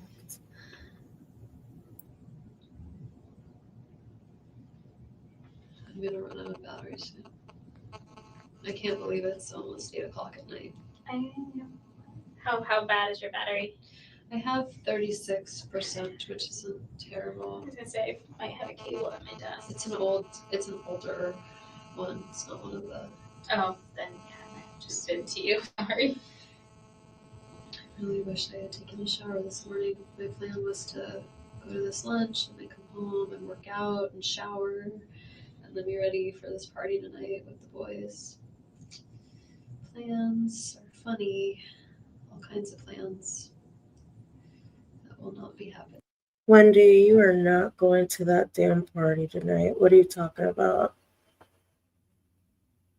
And you knew you weren't going to that party. You bought that bullet bourbon for yourself. That's what you did. Which, that whole thing is also suspect. Like, who puts on an invitation, bring your favorite, I think it said like, bring your favorite beer and spritzer and also a bottle of bullet bourbon, whatever. Bullet bourbon. That whole thing was sus. Of course it wasn't allowed into evidence because that was weird. Who just... So are they going to have like a shelf, like not a shelf, I'm sorry. Are they going to have like a shit ton of bullet bourbon stocked up in their house? It's so weird to me. I was taking my dad on a trip for his 70th birthday on the 2 weeks when Danny goes with the kids to Canada. I was thinking about that before of like, if the situation were reversed, I want to make sure that his family has access to the kids, you know, that like they can feel like they didn't have a good relationship. Y'all know I have to say something about this. I want to make sure that his family has a good relationship with his kids. Really, bitch? Really? Really? Because you've done everything but that. Everything but that. Which is another thing with her. It's like, think about it. I mean, it's your ex, you know, and maybe you hated him, but why the hell would you keep the only thing that his parents have of him, the only thing that they have left of him? Why would you keep them away from them? That's the most, like, it's so cruel and it's so fucked up. It's just, I think that that part of the whole situation really upsets me. I don't want to say more than the murder, because obviously that's so messed up, but just her actions afterwards, like, really, you're gonna really change her last names? You're really gonna keep the Holocaust ring and not give it back to his family? You're really gonna change the Ben's middle name, but not Lincoln's middle name? You're gonna only change Ben's middle name because it meant something to Dan? And then you're gonna keep them, even because I read Prof Markel's book, at his memorial service. And this shows how sweet and kind, like, Ruth is. She didn't even think that Wendi had anything to do with anything. All she wanted to do was to see her grandkids. This is from her book. She called Wendi. Wendi told her, "Oh, the boys are too busy today." Imagine that. You're the grandparents. You fly down from Canada and your son was just murdered. All you want to do is see his children, and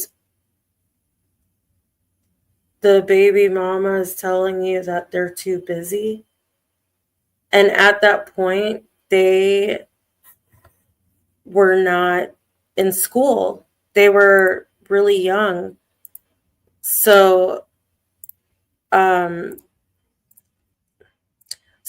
in Ruth's book, she said she was confused because she was like, okay, I mean, you know, they're really young. Like, it's not like they're like in actual like elementary school yet.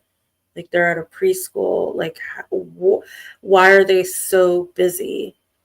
And then at the memorial service, that was another thing that Ruth wrote about in her book, where Wendi and her family were all the way in the back. And then she pretty much like called her up to the front. And she came up only with one of the kids. The other one stayed in the back. And they were talking about, oh, you know, like, we want to make sure that, you know, we honor your dad and follow, you know, like his Jewish roots and this and this and that. And then Donna came up to Ruth and said, and apparently she was like hysterically crying and said, oh, we're going to make sure that the boys like honor their dad and his roots, which pisses me off because this is literally what Wendi just said right here. Oh, I'm going to make sure that, you know, he's honored or remembered. She just said she was going to make sure that his parents had a relationship with them. But that's the complete opposite of what she did. And to me, honestly, that is absolutely... I know that the murder is bad, but Wendi's actions after this, it wasn't even her actions like 6 months, a year later. It was 2 days later. She didn't cooperate with investigators. Isom called her. She acted like she couldn't hear anything. And she switched their last names. Like, She can be convicted, you guys. She really, really, really can. It's just so much about her consciousness of guilt afterwards that she needs to go down. With them before, they're pretty difficult people. Thanks for listening These are to their grandkids. my rant. So I want to make sure that they can have a relationship with them. And that'll be good too, because that'll be kind of giving them a relationship with their dad.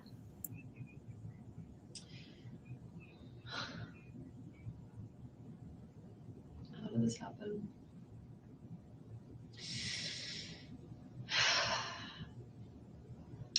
I feel like either Amy's ex-husband did this or somebody did this on my behalf. Some crazy deranged person thought that this was a good way to support me. And that's why I feel responsible. Unless it was something to do with Amy, and then I don't feel responsible. But then I'm still responsible because I'm the one who left Danny. If I didn't leave him, he would never be with Amy.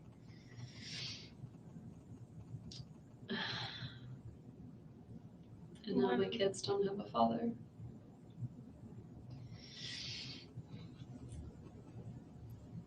I can see why you'd have that logic of that blaming, but and it's going to take some time, but that's not the way to think.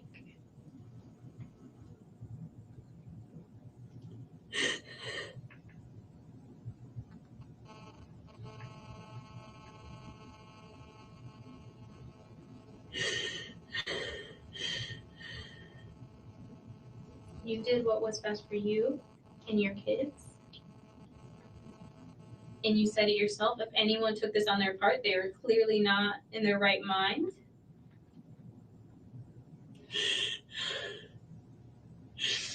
I feel like by complaining about how difficult he was, like I inspired this lunacy.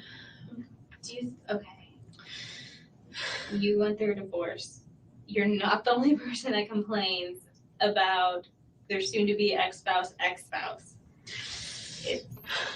Divorces aren't really things that happen to people that are completely happy and together, and each person's going to talk to their person. Okay, you did what you needed to do for yourself. And just because you confided in friends. Blue River, this made me laugh out loud. And family and got the support that you needed doesn't give anyone in your friends or family the authorization or even to conclude that that was an okay thing to do, if it was even something like that.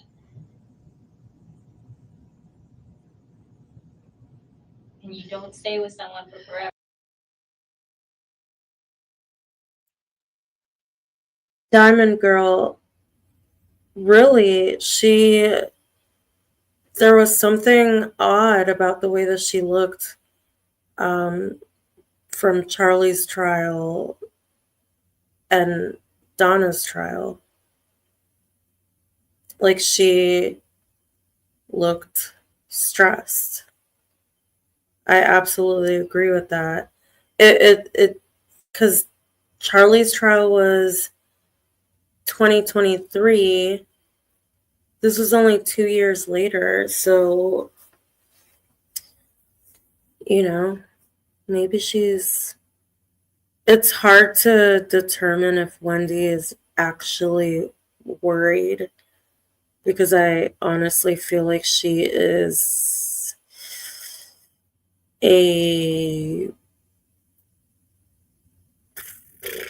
I want to say sociopath, but I kind of think she's a psychopath.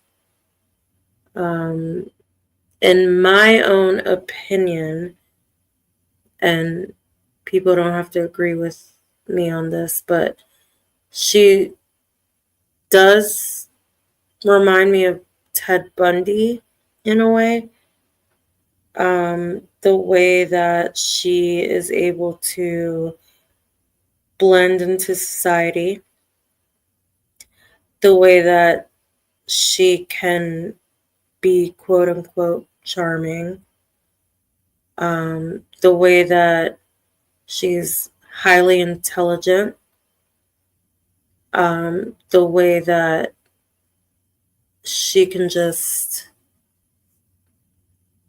blend in with people. But the difference is that we are in 2025, and obviously there's the internet.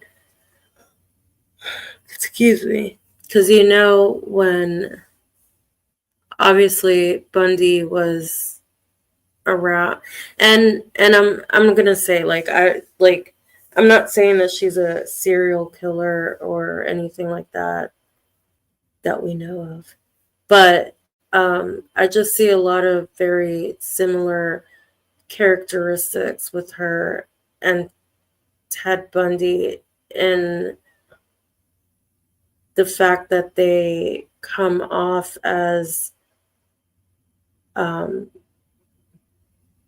a regular person that is highly intelligent and that people wouldn't actually suspect. Like, they can be under the radar. And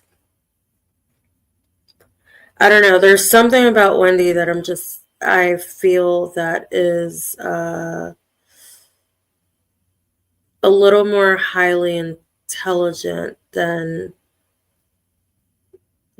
the norm of most murderers. And I think that that's why I just want her to be caught so bad. What do you guys think about that? I mean, I know it's a lot, or it's just, but that's just my opinion. Or just in case something might happen. Do this, like, what if it's Jeff? Like, then I did this by asking for some time away from him. I made him crazy. But you haven't said anything that would indicate that you would think Jeff had anything against. I mean, he didn't like Danny because Danny hurt me, you know? Right. But what would make you think he'd go to this extreme? Nothing So- would make me think that. He's a therapist. Like, he's a social worker. Yeah. So. He felt for me. He was sad for me when I was sad. He would help me reason out things and figure out how to, like. But even that, it's like. No, not spoiled catfish. We have a parenting coordinator, and Danny didn't like our last parenting coordinator, so he fired her. And so we've been without one for a while, and like it's just all been dragging on. But we had a meeting July 24th, so next week, with this potential parenting coordinator, and Jeff helped me.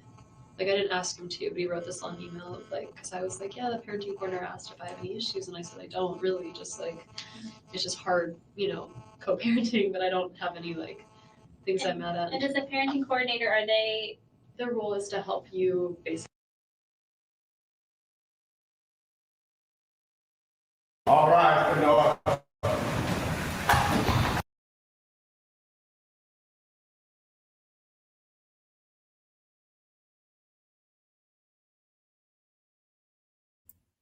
Okay, guys. Well, I guess that's the end of the stream. Thank you guys so much for, I don't even know what this is, but it just went into the next video. But you guys, I'm so excited. Like, this was so cool. I think we had like 80 people at the most. So I'm really, really honored, and I am so excited. Like, you guys don't even know that it means so much to me. Like, I had like 13 people, you know, in the beginning and stuff. And I honestly, like, every single one of you guys are so cool, and your comments are amazing. So, oh, I hit the 90s. Oh, that's so crazy writing. Thank you, Diamond Girl. You guys, this is so new to me. I used to be behind the scenes for another YouTube channel. So I never, ever was like, oh, I'm going to, talk and be on the front line.